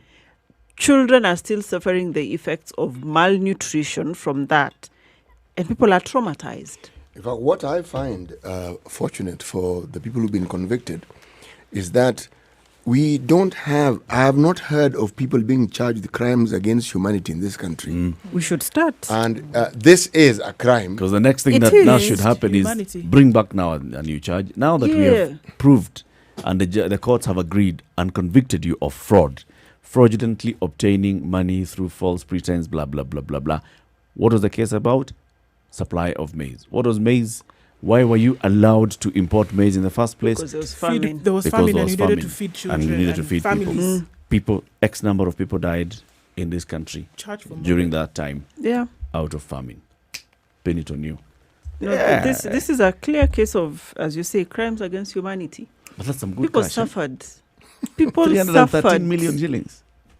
You know, I was telling you the other day, I'm sitting there and thinking, you have actually written some invoices. You type an invoice with all those digits. Eric, So just you're balance it. 9 digits. Eric, just balance it. In fact, with- you just type and then the computer does it for you. You know, this isn't one of those cases where they just jail you and you keep the money. No. No. This one, you can be jailed and they still go after your assets. Yep. This is what I like about the Anti-Corruption Commission. You like them, eh? No, I do. But for the longest, some people would get jailed and whatever they had, the ill-gotten They gains, come out were and they never still touched. go and live in their, But this one, they go after that one as well. And you're talking about double what you have, up to double what you have double. sold. Yes. But these guys have some kahunas, eh? Just think about it. You tell yourself, okay, let's look at this thing very well. Let's say we are going to deliver maize. So all these people are talking about, conscience doesn't even come here. No. It doesn't play at all. What conscience? No. Remember, Out of- arbitrators, they don't even- arbitrators They're are not even lawyers. conscious of that fact that it's not even, it doesn't even come into play that maize feed people. What are you talking about? No. Deliver Let's air. just say that. In fact, let's say what we'll do. First of all, you We are start going by to creating bring- that shortage. That's You it. manipulate you the manipulate system it. such You that there's manipulate shortage in the minds, market. You manipulate systems. You manipulate ways of doing things. Then You you come force and the say, government to determine that there's going to be. then you even A find shortage. you go beyond that. So beyond that crafting of the shortage, right? Then you even have the effrontery to be annoyed that they didn't pay you for what you delivery. didn't deliver. Then you're even annoyed now. You want to go arbitrator. Come see, all the papers are here. All that is going on, and you're you- very and happy you know with very yourself. well You know very well I'm that conning you you. didn't. Delivered air. I'm conning you. But then let me just throw in emotion and say I'm even annoyed. Can you imagine? I did all this work and you didn't pay me. I paid these people to deliver. Kai, no. Actually, if you want to complete the Oh story, no. ask yourself, at the point where this thing was going for arbitration, don't you think somebody could have asked, okay, this maize that you say you supplied, Where is it? Where is it? It means somebody at the National Cereals and Produce Board was part and parcel of course. this deal. Of course, was paid to And be blind. he said, yes, we Maize is received, or here. or simply documentation. there's Documentation. documentation that they received. I'm going to take this thing further. The arbitrator should also be investigated. Questioned. Yes, Why? he should. Yeah. Because you were looking at But you could have chosen an arbitrator of your choice. because you But no, looked an at arbitrator pairs. is agreed on by both parties. Yes, but what makes you think, But if both parties are in cahoots, Hoots, then what makes you think that they will not choose an arbitrator same of their arbitrator. choice? Exactly. Okay. And upon what merit then does this arbitrator have to think and say, for what Documents. reason? Wait now. For what reason at Precisely, that point? just Exactly. documents. Yes. So those two individuals come and you're presenting this thing. Wouldn't it be the farthest thing from the arbitrator's mind to say perhaps these documents are actually fake? Don't you think it would be the farthest thing you from his or her wouldn't- mind? Here's the thing. It wouldn't come into your mind at Here that point, is the right? thing. Here is the thing. The people who are representing NCPB during this arbitration are not saying that, oh, these documents are fake. They're basically playing serious games here back and forth. Remember, like City is alluding, they were probably in cahoots. They know very well what's happening. So you're Of sitting course. there. You're sitting there in front of the Eric, of why the, did of they the land at arbitrator the arbitrator in the first place? because ERAD has taken the matter to the arbitrator. The ERAD has but raised why? an issue. It's an But why? alternate system They- for they're conflict saying- resolution. ERAD No, has no. raised ERAD They- has they're raised, saying ERAD that has raised an means- issue saying that you have breached contract. You didn't pay. And When you breach contract, according to the contract, it says if we have a disagreement, we shall go to The first arbitrator. port of call is But I'm arbitration. saying- Arbitration. for them to go to arbitration means the relationship between the company ERAD and the board has broken Soured. somewhere. Yes. It has Or- been or- designed to be It was broken. the- it It's was not all broken. a plan. Or people have changed here Yeah. and they are not aware The design of what all along. That's what I'm Let me telling take you back. I told you Mercy. guys a few weeks Let ago. me take you back to the point where the government is opening up importation of maize. Let's even go before that. Before that, there is shortage of maize. It's highly probable that people have played the system such that there is artificial shortage of maize in the country. It's probable that the information that has been taken to the Ministry of Agriculture is indicating that we clearly have a shortage. And we are don't run- have any in and we need to storage. do something. And we don't the- have the any in reserves are storage. empty. Immediately. This goes to cabinet, and cabinet approves. Okay, we don't need to have import. all this orchestrated awarding of tenders. All that is orchestrated. And they are patient. knowing full well we are not going to deliver even a grain of this maize. And they're very, very patient to wait for So this when you entire come in process to now play and out. start bringing the issue of conflict, that you have breached the contract, that we need to go to arbitration, it is part of the game. It is part of the script. We are actually now on Act 5 of the same script. And they're ready to wait. They're ready we go to wait to for this to arbitration, play out. and the people who are coming for arbitration in NCPB circles, let's go. They all let's have go. the script. They're not arguing vehemently and strongly enough, No, They're just a little go bit to arbitration. upset. They perspire Arbitration just a bit. is awarded. The next thing, of course, as NCPB, as officers, we are going to appeal. They go and appeal, knowing full well that the game has been so well set that you will lose. You will lose again until someone comes and says, let's question these documents. Let us go. Remember what the lawyer has told us. Going to South Africa is not just getting onto a plane and going to South Africa and saying, where, which company are you? It's a long process. So they knew full well by the time By the time they go to South Africa, chances of somebody going to South Africa to find out that this document is fake, nil. Kumbe, some chap sitting at Integrity Center is doing their work. So it was just agreed. 300 It million. was just shillings. great. It's greed. What else is Had it? they wanted, they would have paid for the 40,000 tons and kept quiet and orchestrated something else and moved on. Yep. They never So it was intended greed. to. It's money they were looking for. They never intended to supply. I keep telling people, going to watch film. It's happening right here. You know, if there had actually been a supply of grain, the discussion would be completely different. Totally different. No. If grain had been supplied and it was then let's even say it was distributed, that would be Let's even say it was totally overpriced. Yeah. Different Yeah, discussion. they'd even doubled the price of a kilo that now was going to market. Totally different. No, I'm looking at it from, had they paid themselves for supplying the air, we wouldn't have this conversation. Nope. It would have ended there. Nope. Then they would have orchestrated something else. But because they wanted more or were looking for more, here it The is. best way for them to have Landmark. actually gotten 577 million shillings was to go that route that they chose to go. For them to get 500 million shillings from That was government. the goal. That was what they wanted.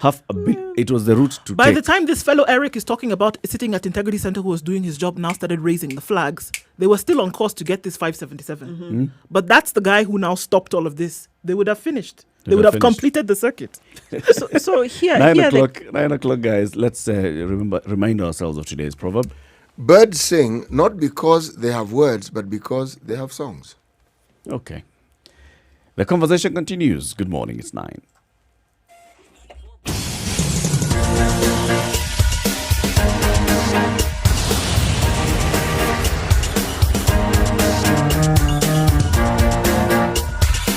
Still not looking too bad on Thika Road this morning. In and outbound traffic is still the situation that we see. Mombasa Road is not too bad either. Cabanas to General Motors is moving slowly, or rather smoothly this morning. We don't see anything else that's jumping out at us at the moment. Still in the middle of traffic hour, as it were. It is a Friday morning and things could change. Let us know what you see. Spice FMKE on Twitter and we'll inform the rest. 94.4 Spice FM, Nairobi. Traffic.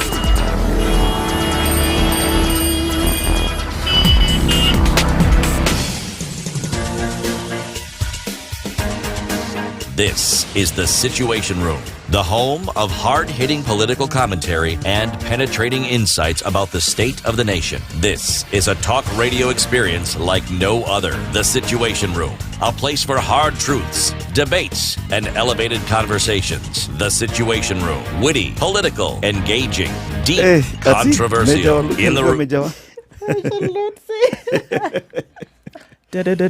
It's the army of the Lord, the Salvation One. So let's talk about the fight against corruption. Before that, In Kale, we grew up, I always used to hear Jesse Lokop. So I didn't know what. Jesse Lokop. Yeah. I can actually hear it. In adulthood, I came to learn it was Jesse Lokop. Wow. Jesse Lokop. Okay, that's them. That's a nice one. Hey, Jesse Lokop.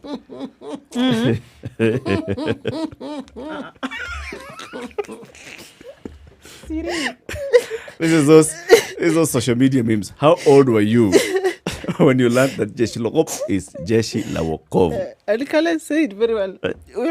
Ni mtu wa Jesse Lokop. And everyone knows. Okay. Okay, and they have ranks as well in Jesse Lokop. Yes, they do. Okay. They do. So the Jeshi of Kenya is fighting from all fronts. We have people who are fighting against corruption. There are people who are fighting corruption against the people who are fighting against the corrupt. All manner of wars. And we're also fighting COVID-19. When you compose yourself, Daktari. If you compose yourself. There is no rush, though. Take your time. You don't even need Take to. your time. Yes. I personally think it's, yes, when you think about it. Just look up. It works.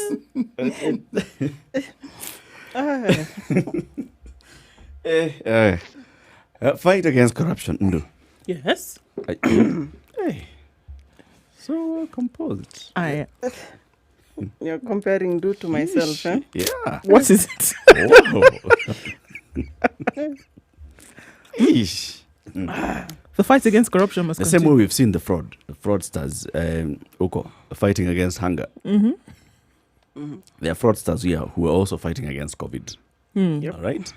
But there are very many people, lives of people, that are on the line when you talk about fighting against COVID. And you came, Mercy, and you told us when you began the show, and you were like, these numbers, the increase in numbers, it's telling something. There's serious community transmission, especially in Nairobi and Mombasa. But also looking at the other counties, it's because of the testing that we are seeing such few numbers. There are some counties that are recording just 1 or 2 cases in the country, but it's just also because of our testing capacity. When you talk about testing capacity, while you were away, Dr. Mercy, we have been asking ourselves, so the Jack Ma things that were coming to Kenya, and they did not end up where they were supposed to go. What happened? Where did they end up? Anyway, yes. You know, I wish I had an answer for that, because remember earlier on when the cabinet secretary, when he was very faithful in attending those briefings, and we ask, where are the PPEs? And they're like, they're coming. And from insiders there, they're like, oh, they've been shipped, and all manner of stories. Oh, they're coming. We'll distribute 200,000 of them in the next week. There are always all of those promises. But then the question that I used to ask them is, okay, fine. You say you have this many PPEs, or you have all of these things available. Why is it then that the people on the ground, the doctors, the nurses, the clinical officers, the healthcare personnel, do not have the PPEs? I mean, is it a distribution issue? What is it? And there are all manner of stories you're taken round and round. You know, they need to ask for them, for us to distribute. They need to do all manner of things. Then, lo and behold, there was a heist. And I'm like, the same question I've been asking, where is people's conscience? Here we are talking about a situation where we've had healthcare workers contract the virus in the line of duty. These PPEs were supposed to protect them from contracting the virus. And because they contracted the virus, we did an analysis, for example, of the transmission chain in Kawangware, where it originated from a healthcare worker. And now Kawangware, Dagoretti North is one of the constituencies, or one of the areas in Nairobi with COVID. We talked of Kibra, where a guard in one of the health facilities, one of the labs, contracted the virus and went back home. So you see there is a direct correlation between corruption, or people not doing what they're supposed to do, people not doing the right thing, and consequences that lives are affected. Now, look at our death rates. The numbers are going up and nobody is talking about it. And I was listening to some experts yesterday, and they're like, okay, for now with COVID, you know there's a problem when your deaths are increasing and when your number of hospitalizations is increasing, because it means there's a breakdown somewhere. So there is a breakdown somewhere, and I think Is now... Is that number going up, the number of people seeking hospitalization? Yes. In terms of our hospitals are full capacity. Full capacity of what? COVID. The ones that are supposed to take in COVID. The isolation. Yeah, the isolation centers. But not because they are getting any kind of medical treatment, intensive care, but because they're just being isolated. Because yes, but now the catch here is because you need people to isolate, you do not know that person who will suffer the severe disease and may need intensive care, and you'll probably save them. So they are likely to even die at home, or they are likely to die on their way to isolation because probably they have been waiting too long to see if they will manage this before they go to hospital, and they go in late. And that's why, for me, I see the numbers going up. And I actually asked the ministry for a breakdown, like why are we seeing so many deaths? And you'll be surprised, they do not have a comprehensive breakdown of what is causing the deaths. Of course. But that is tragic. And those deaths are all confirmed COVID cases. Yes. But that is unfortunate. How are you going to make decisions? How are you going to change your strategy if you do not know why your people are dying? 2, are all these deaths necessary? Could something have been done to reverse them? Did you ever get an answer to that question? Because you have asked that question very many times. No. Let's And I look keep back asking. at, okay, so how did this person end up dead? At what point did they check into the hospital? What kind of care did they receive? How was the escalation done? At what point did they pass on? What happened? Any answer to that? I think for the first 12 people, after that, nobody seems to know. So the last I talked to the ministry, they said they've sent out a team to go and do a proper audit and classifications and all of those. So I'm still waiting for that data. But for me, it is worrisome. It is worrisome. I'm not so concerned about the increasing number of cases because chances are 90% will be asymptomatic.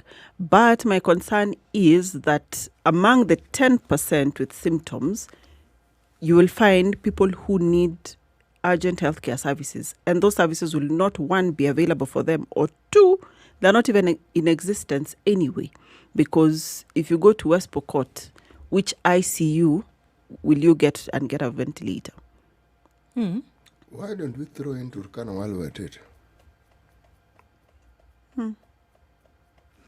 Why don't we throw in Wajir County while we're at it? Mandera. Yes, why don't we throw those ones in while we're at it? Garissa. Kwale. In fact, how many counties actually have ICU? Let's talk about those counties. So far, have we heard cases of people going, seeking medical care in these counties and needing these facilities yet? Seeking COVID-related services. Yeah. There are sporadic stories here and there, but you see, you have to have a confirmed case. Yeah. So the stories are there. The latest one that I've had was just here in Kiambu, Thika, where somebody went in feeling unwell. She went into a coma. Her blood sugars were high. But because nobody knew what was happening, she died because they were waiting to check if it's COVID. Okay. So Let me change this discussion a little bit, Mercy. Are we certain that our tests are conclusive? From my own observation, from my own talking to the experts that are there, yes, our tests are. Because 1, they have to undergo validation before they are used for testing. And Who validates them? But now they are validated by the same laboratories that are testing. So they validate and they say they are okay. So from their validation, you have to believe that they are conclusive. Because it's the same lab. Have we had any cases of false positives? False positive, no. It's what they report as inconclusive, where you're not sure, but they do a rerun to confirm. So yes, they are there and they're expected from any laboratory, whether it's a false positive or a false negative, but they do a rerun just to make sure that it is certain that when we say it's positive, when it's negative. I know there's been a lot of issues around the testing disputes and whatnot, but it's expected. I mean, it is a lab. and from even any other test, if you find, because they run 3 genes of the coronavirus, and at least 2 of them, and the 2 that one is for SARS-CoV has to be positive, and the other one for SARS-CoV-2, which is now the coronavirus, has to be positive. The first one is just for the coronaviruses, so that one is neither here nor there. But the other 2 that's must. like a screening. Yes, the other 2 must. So there are those 3 genes that are looked for. So if, for example, you get the first gene for coronaviruses and the second gene for just SARS-CoV, which can be any, you have to do a rerun, because you have to have the SARS-CoV-2 turning positive for you to confirm that it is positive. So essentially, that's your confirmatory test. No, it's the same test. Yes, but it's your confirmatory Yes, it's the one that, result. Yes, the one that confirms that, yes, we have detected that there is coronavirus. The one causing COVID-19. So from a laboratory perspective, these are some of the, and it's not just unique to the coronavirus, but any other test that you may have a false positive, you may have a false negative, because depending on the parameters that you're looking at. And usually the best practice is, if your lab is getting, let's say, a lot of false negatives or a lot of false positives, you have to confirm from another lab. And we have them. I mean, it's not only one lab that is doing these tests. You can confirm them in country, out of country, just to be sure that your quality of tests or the quality of tests that you're releasing is not in doubt. So as it is now, personally, I would say that our tests are okay. They are conclusive.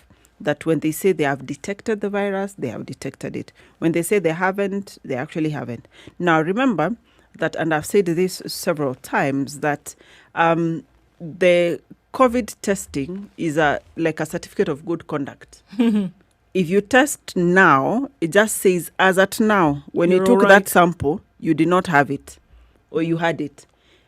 You may test me now and I'm negative, and then I go out, meet somebody else, and I contract, and 2 days later when you test, it's positive. It doesn't mean the first test was wrong. It just means it's a moving target. You can get it any time. And if I test now and it is positive, I could have been on my day 14 or day 11 or something. Then 2 days later when I test, it's negative. It doesn't mean the one that was positive was wrong. I know Eric is looking at us, and we're going to take a break in a few minutes. However, I think after this high-level meeting took place yesterday with the president and the Council of Governors, a lot of things are emanating now just from these basic facts that you've given, Dr. And it could be a bit worrisome, if this is what we are looking at. I mean, just some basic things that the Council of Experts or the Committee of Experts previously, the Brain Trust, had given in terms of, basic irreducible minimums that needed to have been achieved in order for, number one, the economy to open up and certain things to happen thereafter. And one of the things that, stuck out like a sore thumb yesterday was that one of the things they said was that there should have been a national target of 30,500 units of isolation beds across the country. And today's what date? 26th of June. Till the 6th 100 and something days after COVID. Right. So till the 6th of July, when now the 30 days would have lapsed, there are 10 days or so left, right? And there are 6,898 isolation beds against the national target of 30,500. And 12 counties had met the 300 isolation bed threshold, while 34 were on course, according to them, on course. So now I'm just looking at the next 10 days. Certain things need to have been done. Yeah. And I think a lot of, we've heard many, the CS for Education has said this, that all of this is hinged on a pandemic. All of this is hinged on health. Now, if these things that you're talking about cannot be done, certain questions cannot be answered, certain things cannot be found, are we really going to be able to have, by the 6th of July... What, beds? No, forget about, not the beds themselves, but I'm just talking about the concept of preparedness.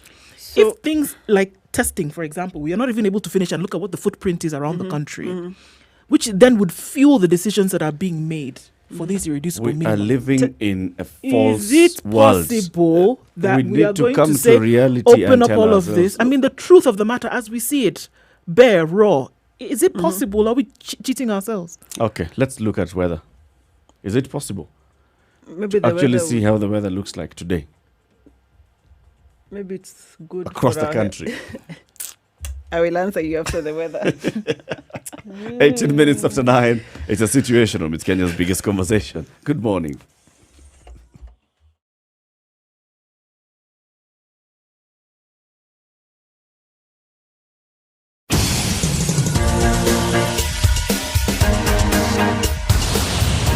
Okay, the sun is peeking through as we see through the clouds. In Nairobi, 17 degrees, highs of 23. It'll be that way for most of the day. Nyeri, mostly sunny conditions this part of the morning. 22 degrees, the high, and lows of 13 with rainy conditions later on. Nakuru will be a wet afternoon into a wet weekend with highs of 23. Eldoret will follow in the same form, however, with thunderstorms. Later, highs of 20 and lows of 11. Kisumu, where it's currently mostly cloudy, will go into an afternoon and a weekend of rains with highs of 26 and lows of 19. Kakamega, 23 degrees the high and lows of 15 with a showery afternoon. Taking a look then at Mombasa, where showers in the afternoon will see temperatures of 28 at the high and lows of 24. It's already coming down in light rain showers in Malindi. We'll see highs of 28 and lows of 24, and the rain is likely to continue for most parts of the day. All right, out of Kenya and into Kampala, where it's going to rain as well. Highs of 26 and lows of 18. Dar es Salaam will be a wet afternoon, wet weekend as well, with highs of 29 and lows of 22. Joburg is still recording some quite chilly temperatures at 6 degrees. Right now, it's mostly sunny, however. Highs of 16 and lows of 3 today. We'll take a look into Lagos, where it's clear skies at the moment with a few clouds here and there. Highs of 29 and lows of 24. A last look around the world, and in New York, getting close to Friday morning, it's clear skies. 22 degrees is what it'll look like, and highs of 31 and lows of 21. Paris, summertime, 23 degrees and sunny conditions, and it's going to cool it down later on and then come back to highs of 31 and lows of 19. And finally, for the weekend, London, clear skies at 19 degrees, showers expected later with highs of 29 and lows of 16.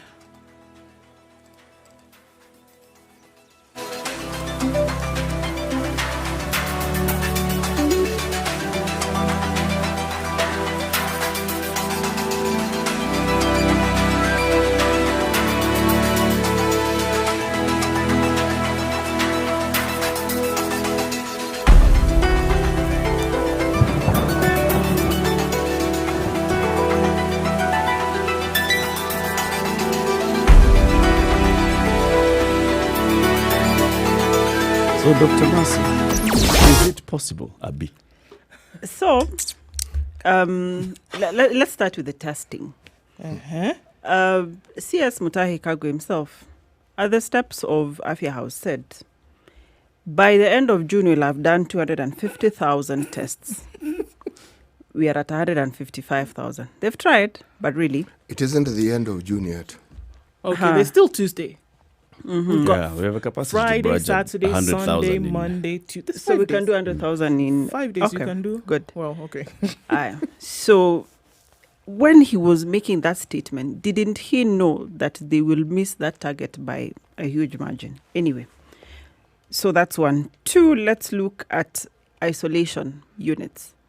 When at the beginning of this pandemic, they had lined up 14 counties that were said to be the high-risk counties. Nairobi was one of them, Mombasa, Busia, Kajiado because of the Namanga border, basically towns with borders the and border entry counties. points, yeah? Mm-hmm. Uasin Gishu, Kiambu, the ones at the Nairobi metropolitan area.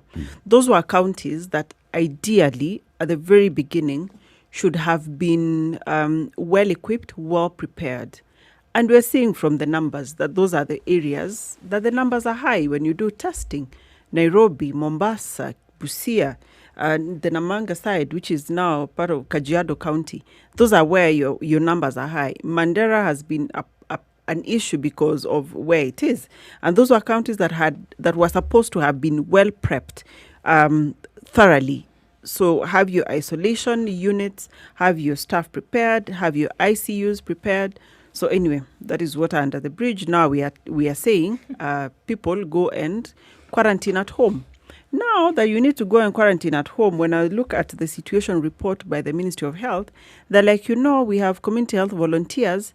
They've not been getting any stipend. We need to think about how to incentivize them to carry out home-based care. And I'm thinking, at the very beginning, in this very situation room and in other situation rooms, it could be in social media, mainstream media, all other places, we said, you need to engage these community health volunteers. And City can attest to that when we were saying at the very beginning, this thing is about contact tracing, knowing who knows who, where they have got. And your best people to do this is community health volunteers. Now is when you're thinking, by the way, we could actually have them. But now we don't have any stipend. What do we do? Sorry, Dr. Mercy, sorry. I'm sorry. But I have to take you back just a few steps, right? We've spoken about home quarantine and then home protocols for care. Home-based care. Home-based care, right? Mm-hmm. This is what you've just alluded to now. Mm. So the first draft of home-based care was done on 18th of March. Yes. Just so you know. Okay. But now it was officially released this June. On this week, it was this week, 550 people were released and they were then instructed to go home and from there now isolate, institute home-based care protocols for the next 14 days. Mm-hmm. Now, prior to that, we heard CS Rashid Aman tell us that they had already drafted, and I think we saw a few of the elements of that in the paper and from other reports.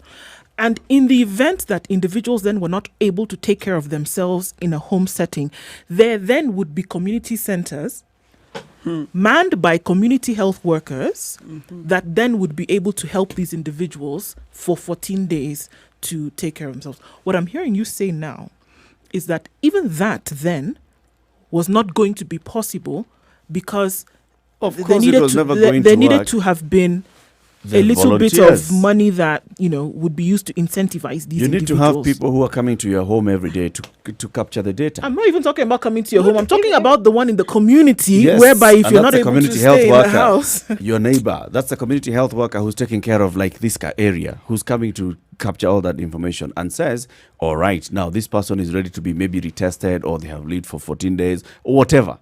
The government structure will have to end up with somebody who is identified. So that's a community health volunteer at that ground. So, and helping that, there's all the community structures of the Nyumba Kumis, the neighbors, all those things. All those things. And I told you this thing, forget about home-based care, utter and absolute and complete failure. It will never take off. I told you. You see, this home-based care would have taken off or would have worked at the very beginning when we said we have our numbers are few, they're in their tens. Now it's time for people to stay at home. Have people go home.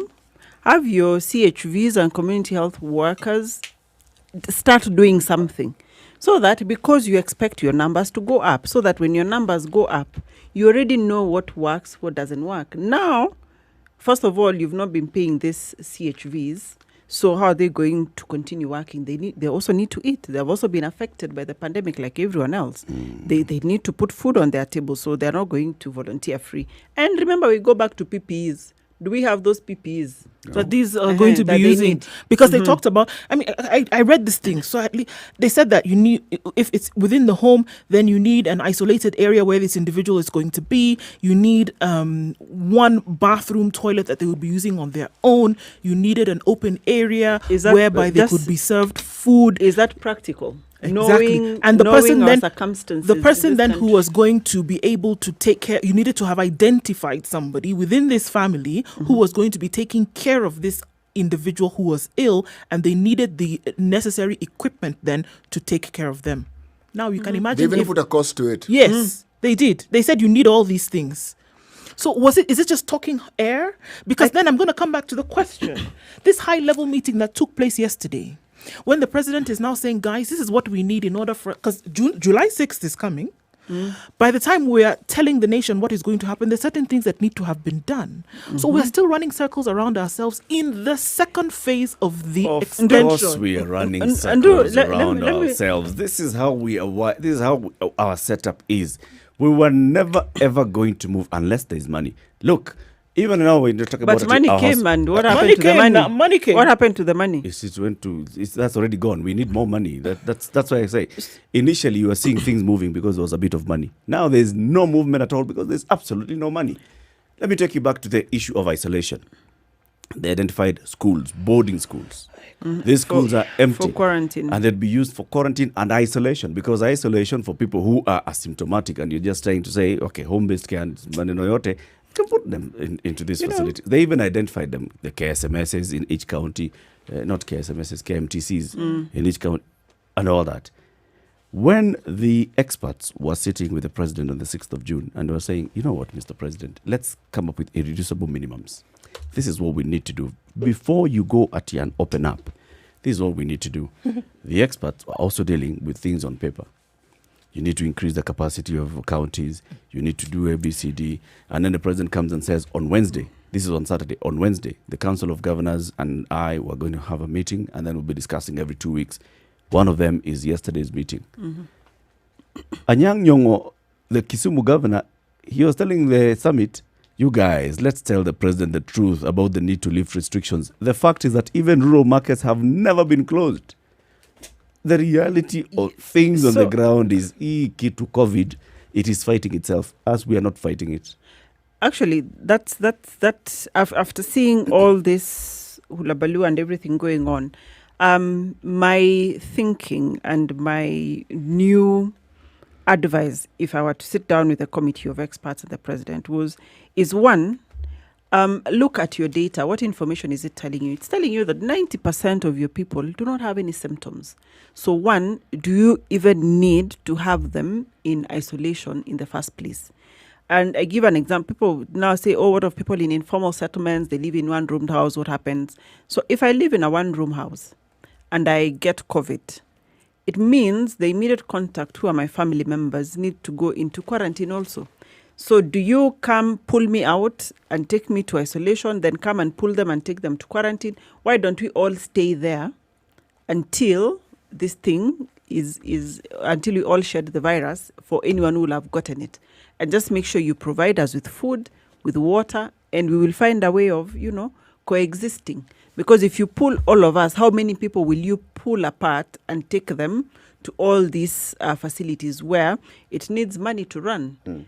And then two, you are exposing even more people, because now there are people that need to prepare food, there are people that need to clean, there are people that need to come and do regular checks.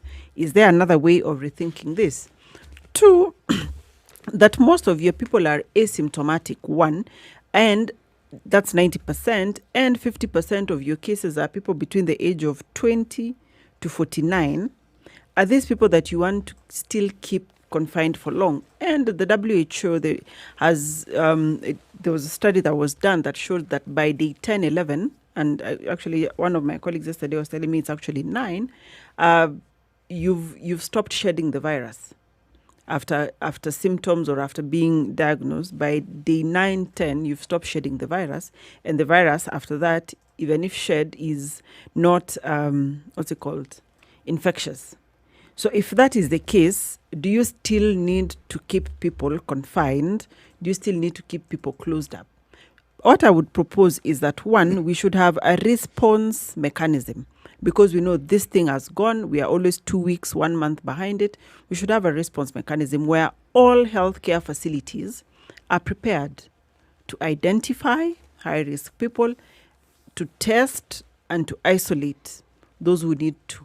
And two, that all healthcare facilities have a mechanism for contact tracing, and this is where your community health volunteers come in. Then that way, there will be no this irreducible minimums of 300 per county, because on what basis do you come up with 300 per county? Yeah. Take Nairobi Metropolitan Services, for example. 300 isolation beds. Is it enough? Is it commensurate with the number of people in that city? So where did 300 come from? But if you have all your facilities from dispensary Dispensary can have one isolation bed. That's good enough. You have your health centers, you have your hospitals, you have your level 5, your level 6 facilities. Have them, be it public or private, be prepared to identify, to isolate, and to do contact tracing from a facility level. What that does is it allows you to respond to COVID, 1, and 2, it allows you to continue other healthcare services. Now, the other point, which is now the pain point for COVID, is when people need critical healthcare services. According to best practice, for every 50 general beds in a hospital, you should have one ICU bed.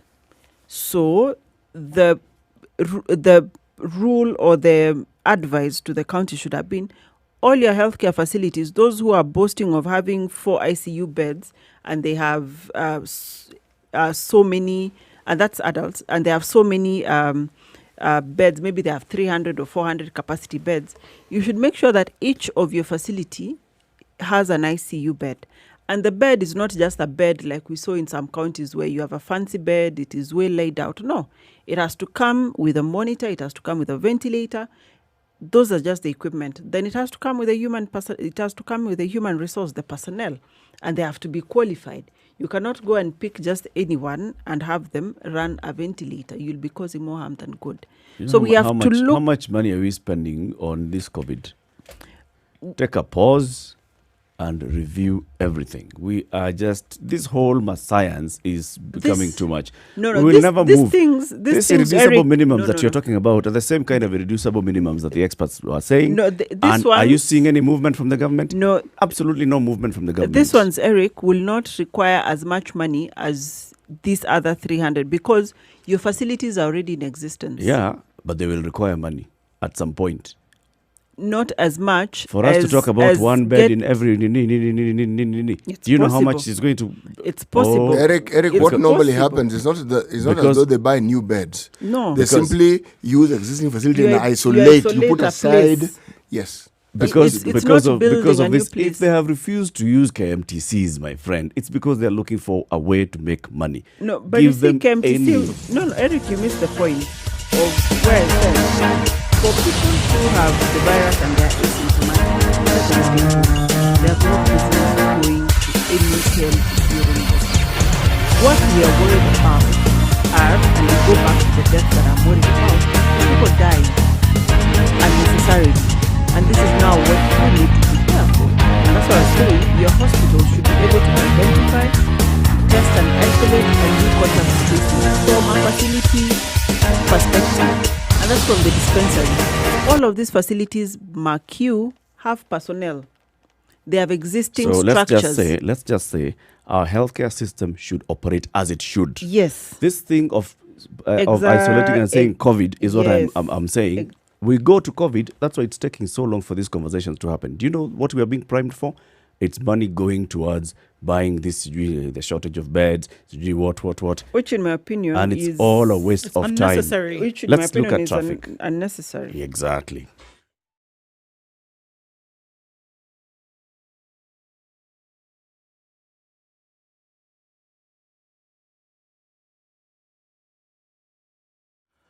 It looks good, guys. Officially out of traffic hour on Friday morning. Outbound, though, there's still some movement on Thika Road, and it's likely to be that way for, most parts of the morning. Mombasa Road looks good, however. Getting out of the CBD via Huru Highway will be okay, either coming from Mombasa Road or coming from Westlands. Thika Road and Mombasa Road, like we said, Langata Road, rather, and Gong Road actually look pretty good. Is the situation in the capital and other parts of the country Friday morning. And that's what traffic looks like. Signing out. Let us know how it looks like later on in the day. But for now, you should be good to go.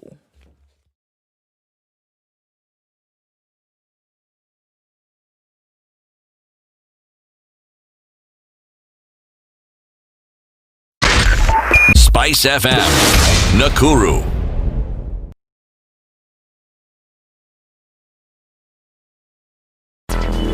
Traffic.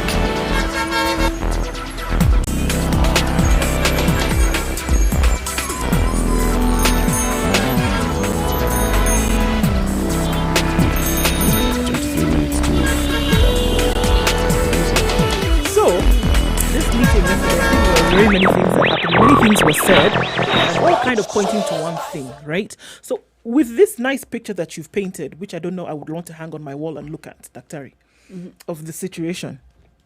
CS Magoha, then with all of this now, right, we want to throw children into the mix and say, come back to school in September. So he said, looking at the population of students versus the facilities, it is difficult to implement social distancing in schools, and that informs the reluctance to open learning institutions. And I quote, "I will not advise to open schools when the infections from the disease are rising. We propose that the school clusters be attached to a health facility before we can open." So every this is a proposal, isn't it? This is a proposal. Every school cluster, however you choose to look at it, and whatever makes up clusters when you're looking at geographical area, right? So there must be a health facility within cluster.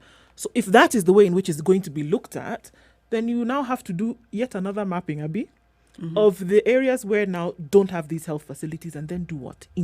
Start them, establish them now. You've got a month or two. Okay, so just let that percolate for a moment. He, who is a medic, also went on to say that when a child has a fever, what do you do to avoid panic in the school? Do you shut down the school and send all the pupils home? Pupils may have fever from other ailments, not necessarily from COVID-19. And then it also then emerged that Standard 8 and Form 4 students may be allowed back to school to write their exams as their 11 million counterparts stay at home longer. There are 12 million pupils and students in Kenya. And he said, we have to fashion ourselves towards the new normal until we have a vaccine. It is too risky to open schools and risk the lives of young Kenyans. Let us look at the possibility of candidates only who number about 1.5 million and open up for them to write exams. And this is what Deputy President William Ruto had to say when he was also following the proceedings. So now yet another proposal has been thrown into the ring. We keep hearing these things coming out. You know, and is it possible, Daktari, to say that, okay, school cluster in this particular area, have a health facility attached to them so that if anything happens? To some extent, yes. That's how it should be anyway. Because this every community is attached to a health center. That's why there's a health center in a community. And there are many. I think we are about probably 6,000 facilities in total across the country. So yes, it is possible. It's just that in some areas there could be far-flung. The distance. So you may need to institute a mobile response. And this takes me back to what I was saying. If your facilities can respond, then you're able to do all of these other things. You can actually say, okay, and you can start with your candidates and your final year students to go back to school, because if anything happens, you have a response mechanism within the community. Because remember, when the students are in school, they are not alone. There are people from the community who are attending to them. So you should have a response mechanism that works within. So yes, attaching to the facility is important. And that's why I said, empower or capacitate your facilities to be able to respond to COVID. And they'll be responding to COVID as a worst case scenario. But remember also, as Magoha says, if a child develops fever, it could be that they have malaria. It's not necessarily coronavirus. Or flu. So, or flu. Kala-azar. Or flu. Okay, or Kala-azar if you're in those Kala-azar prone areas. So it should be able to respond to all of these health concerns in addition to the coronavirus. And this is now what I was saying, mainstream COVID, so that it is part of your other diseases with HIV, with the TB, all of them, so that everyone, whether it's a private facility, whether it's a public facility, you are able to respond. If you're saying we are pegging our hopes on a vaccine, the earliest that the vaccine, the candidates, those are the candidates in clinical trial, could come out is December. December, that's very optimistic because no vaccine has ever come up that early. So if you are to peg your hopes on a vaccine coming, then it means you're in limbo, you're not moving. But we need to move. We need to move. So mainstream this thing, have a response mechanism, be able to respond to its worst case scenario, which is people who need critical care, and make it as your day-to-day routine. Let people continue doing Mask, let people continue washing their hands and sanitizing at every point. With the way in Distance which as you much think- as possible. With the way in which you see things, can we throw children into the mix? Not all of them. For me, I would do the finalists, class 8, form 4, and in my own thinking, if these other children skip a class and move to the next class, what's going to happen? Nothing. The curriculum is set by man. The exam is set by man. They can catch up. You can remove some things. They can even repeat the class. No, let them move to the next class. What's the problem? Let them move to the next class Or and repeat proceed. the class. No, because there are others who need to come into the into the Everybody system. stay where you are. I You mean, basically are talking about people going into standard 1 when they're at 7 8. years or 8. No. At 8. Yeah. Let And then people after proceed. that, the age 8s and age 7s will come together. Anyway, Let people proceed with the class. But the finalists can do the exam because it's a requirement for when you're applying for a job, you need your KCSE, KCP, those things. So let them do the exam, let them pass, let them proceed. All of these things are made by man, except the COVID. We can amend, we can work around them. I don't see what the big deal is. Yeah. But we definitely need to change our strategy for the coronavirus. We cannot do the same thing and expect different results. We need to change. we need to accept that we, first of all, we don't have the capacity and the wherewithal and the will I hear you saying, to do Eric, very that many we of these can't. things. Why What do you do say you- we don't what- have what the don't we have the capacity? I hear you capacity saying for it? Kenya Why cannot do you deal say we with don't have the this. No, capacity what don't for? we have the capacity Kenya for? cannot deal with capacity. this thing. Yeah. A For? capacity. Yes. For what exactly? For what? Capacity to accept reality. Oh. We don't have. Look, We do have the capacity to accept reality. look. What you're City, referring to is willingness. 20 years ago, 20 days ago, right? It was announced that we're going to focus our strategies so that we can look at reopening the economy. 20 days ago. Experts, and we spoke to one of those experts here, and he said, look, we just told them the reducible minimums. Counties increase your capacity to be able to respond. And among the indicators, because you must have indicators, among the indicators is the number of beds that you have. Increase the number of beds that you have. Among the other indicators is what measures are you doing in the markets and all. And in fact, even Professor Anzala was telling us this whole thing of saying people should be washing hands and people should be tested so we can reopen restaurants. Let's forget about that. Let's forget about this whole issue of mass testing. Let's have a different strategy to testing. Okay. We're having a meeting that is discussing and it's talking about the same issue. The resolution out of yesterday's meeting is similar to the resolution after the previous meeting. Counties are going to work hard at increasing their capacity, their bed capacity. Counties are going to work hard at continuing to recruit. Money has been set aside for recruitment of healthcare workers. The process of recruitment of healthcare workers began a long time ago. We are still talking about counties have been urged to speed up the process so that the healthcare workers can finally be recruited and then speed up the process of training these new healthcare workers. We are still talking about it. Forget this whole story. Let's So So what do What we do do? you want? What What do do we you think do? is going to happen now? What do Don't we say do? Forget about all What of should this we and do? just What should we do? we stop doing the PR manenos, and we say health. We have Kala-azar, we have COVID-19, we have malaria, we have Nini, we Let's have Nini, deal we with have all Nini. of them. We are- Same let's platform. the same thing, mainstream all of them, but let's not hold meetings to talk about reopening the economy and coming up with protocols left, right, and center. People are sitting there burning the midnight oil, drawing up protocols that are not going to and be amending used protocols or followed. and releasing protocols. And what they're doing is they're ticking boxes. Do we have a protocol for that? Yes. Tick.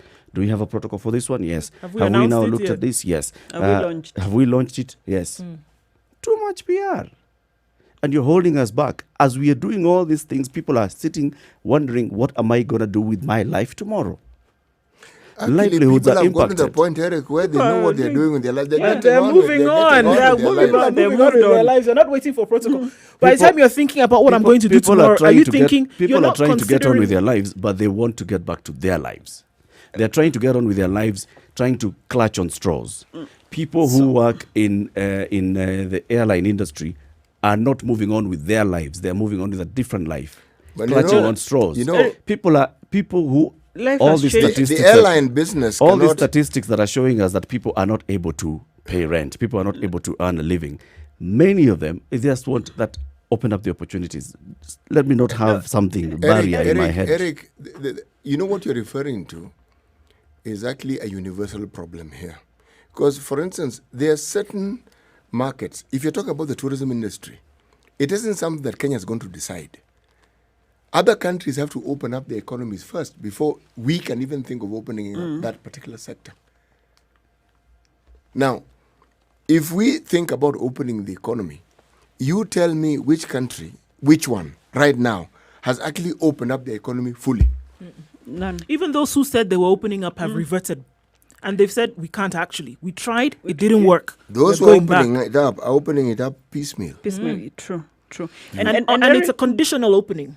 Because they open up and they have already stated from those protocols that they established, should we open up at this particular level and we see that it's not going to work, there's the provision for us to go back to where we were before. And that has been stated from the very beginning. There you go. And Eric, that is exactly the difference. So we cannot compare ourselves to those people. And people cannot say they are going back to their lives. 20 days ago, there were protocols. These are our benchmarks to reopening the economy to starting to think about reopening in 30 days. We are clearly falling short of reaching those benchmarks. Have fallen short, not falling. We still have some days. No. You know, let's give leeway to miracles. Oh, okay. We still have some days. Maybe. So by the 6th of July, this whole story of our indicators will have fallen far short of our indicators. And not for the first time. Testing capacity, indicators out. Everything isolation out. bed capacity. So let's not start using benchmarks of, we shall reopen because we shall tick these boxes. We do not have the wherewithal to tick boxes for such cases. And so, okay, granted, will not achieve that. Kenyans should not be waiting to go back to their lives as they knew it. Life has changed.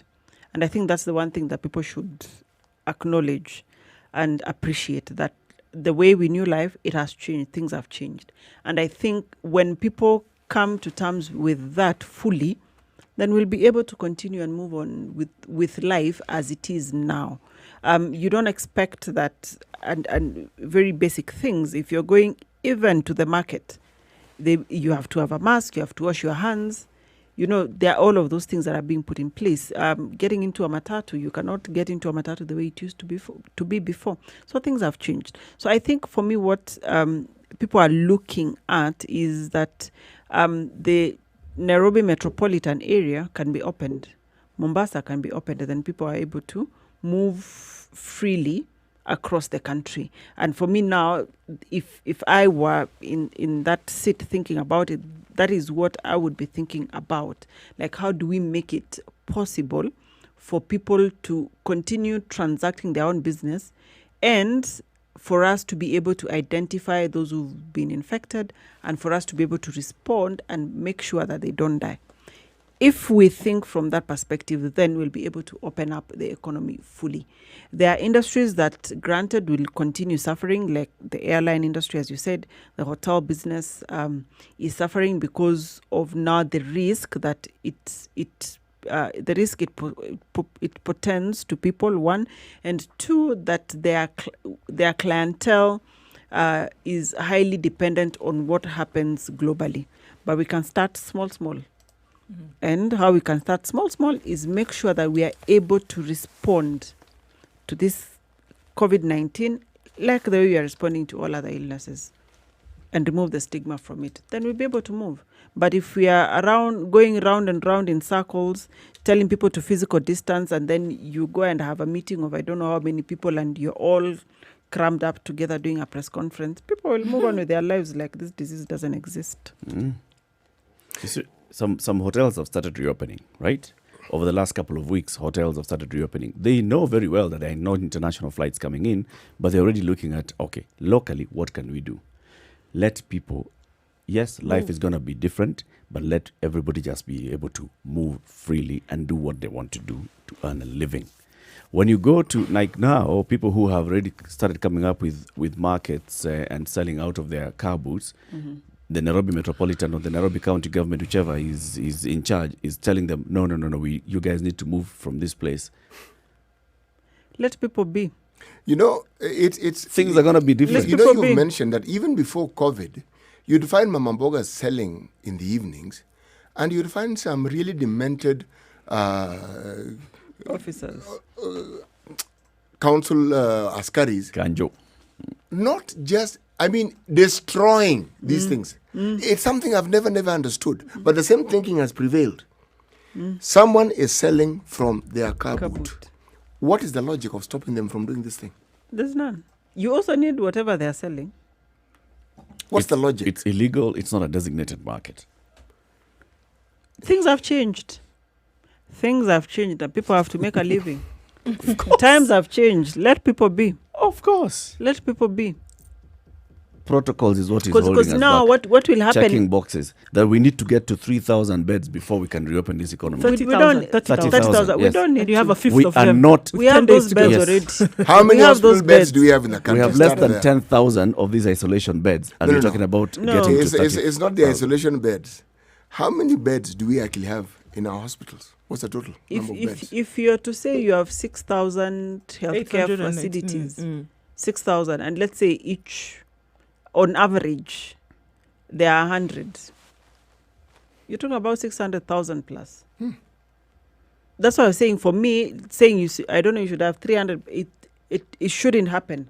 Let the facilities as they are, even at your dispensary level, respond. Even if they have one bed for isolation, Essentially, that's use okay. the facilities you already have. And they're Use the there. resources that are already at your Exactly. disposal. They're there.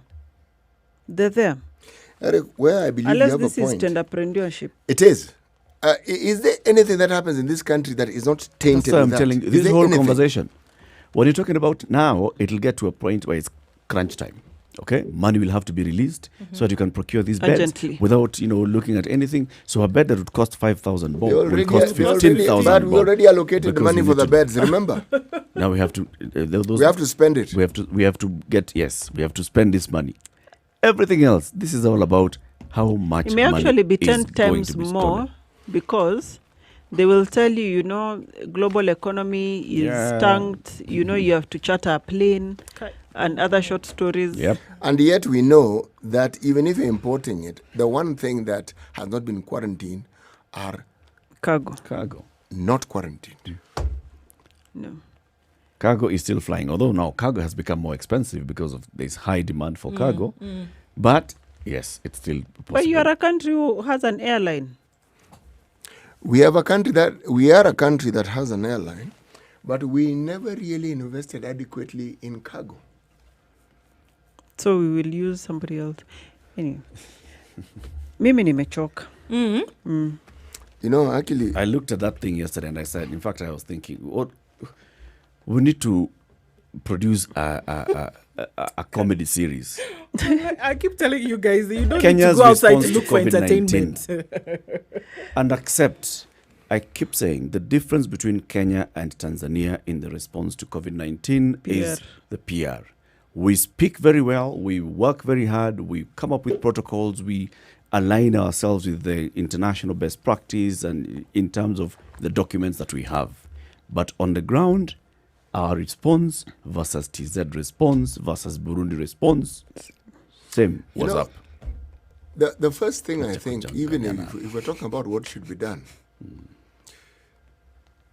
this devolving the health ministry, in my opinion, was a mistake. Big mistake.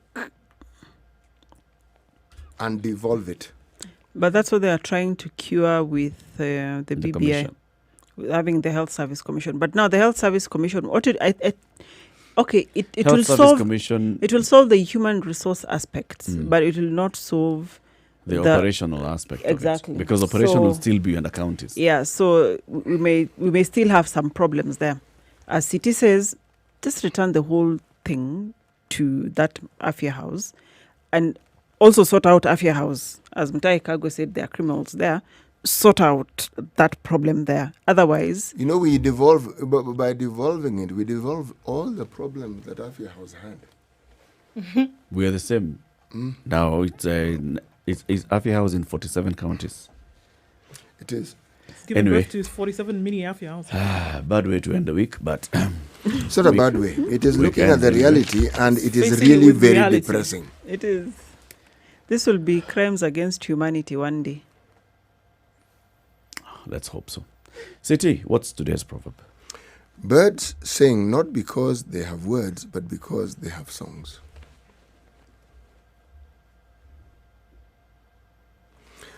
Let me look at it positively. None of these negative examples. When parents look after the interest of their children, it is not that they must, but it's because parents tend to love their children. And they'll go out of their way to ensure that their children get everything that the children can possibly get. Yani uzazi si lazima, and kulea pia sio lazima. Haina lazima. Birds don't have to sing. Okay. Just log off siu tupatie maneno ya mwisho. For me, I think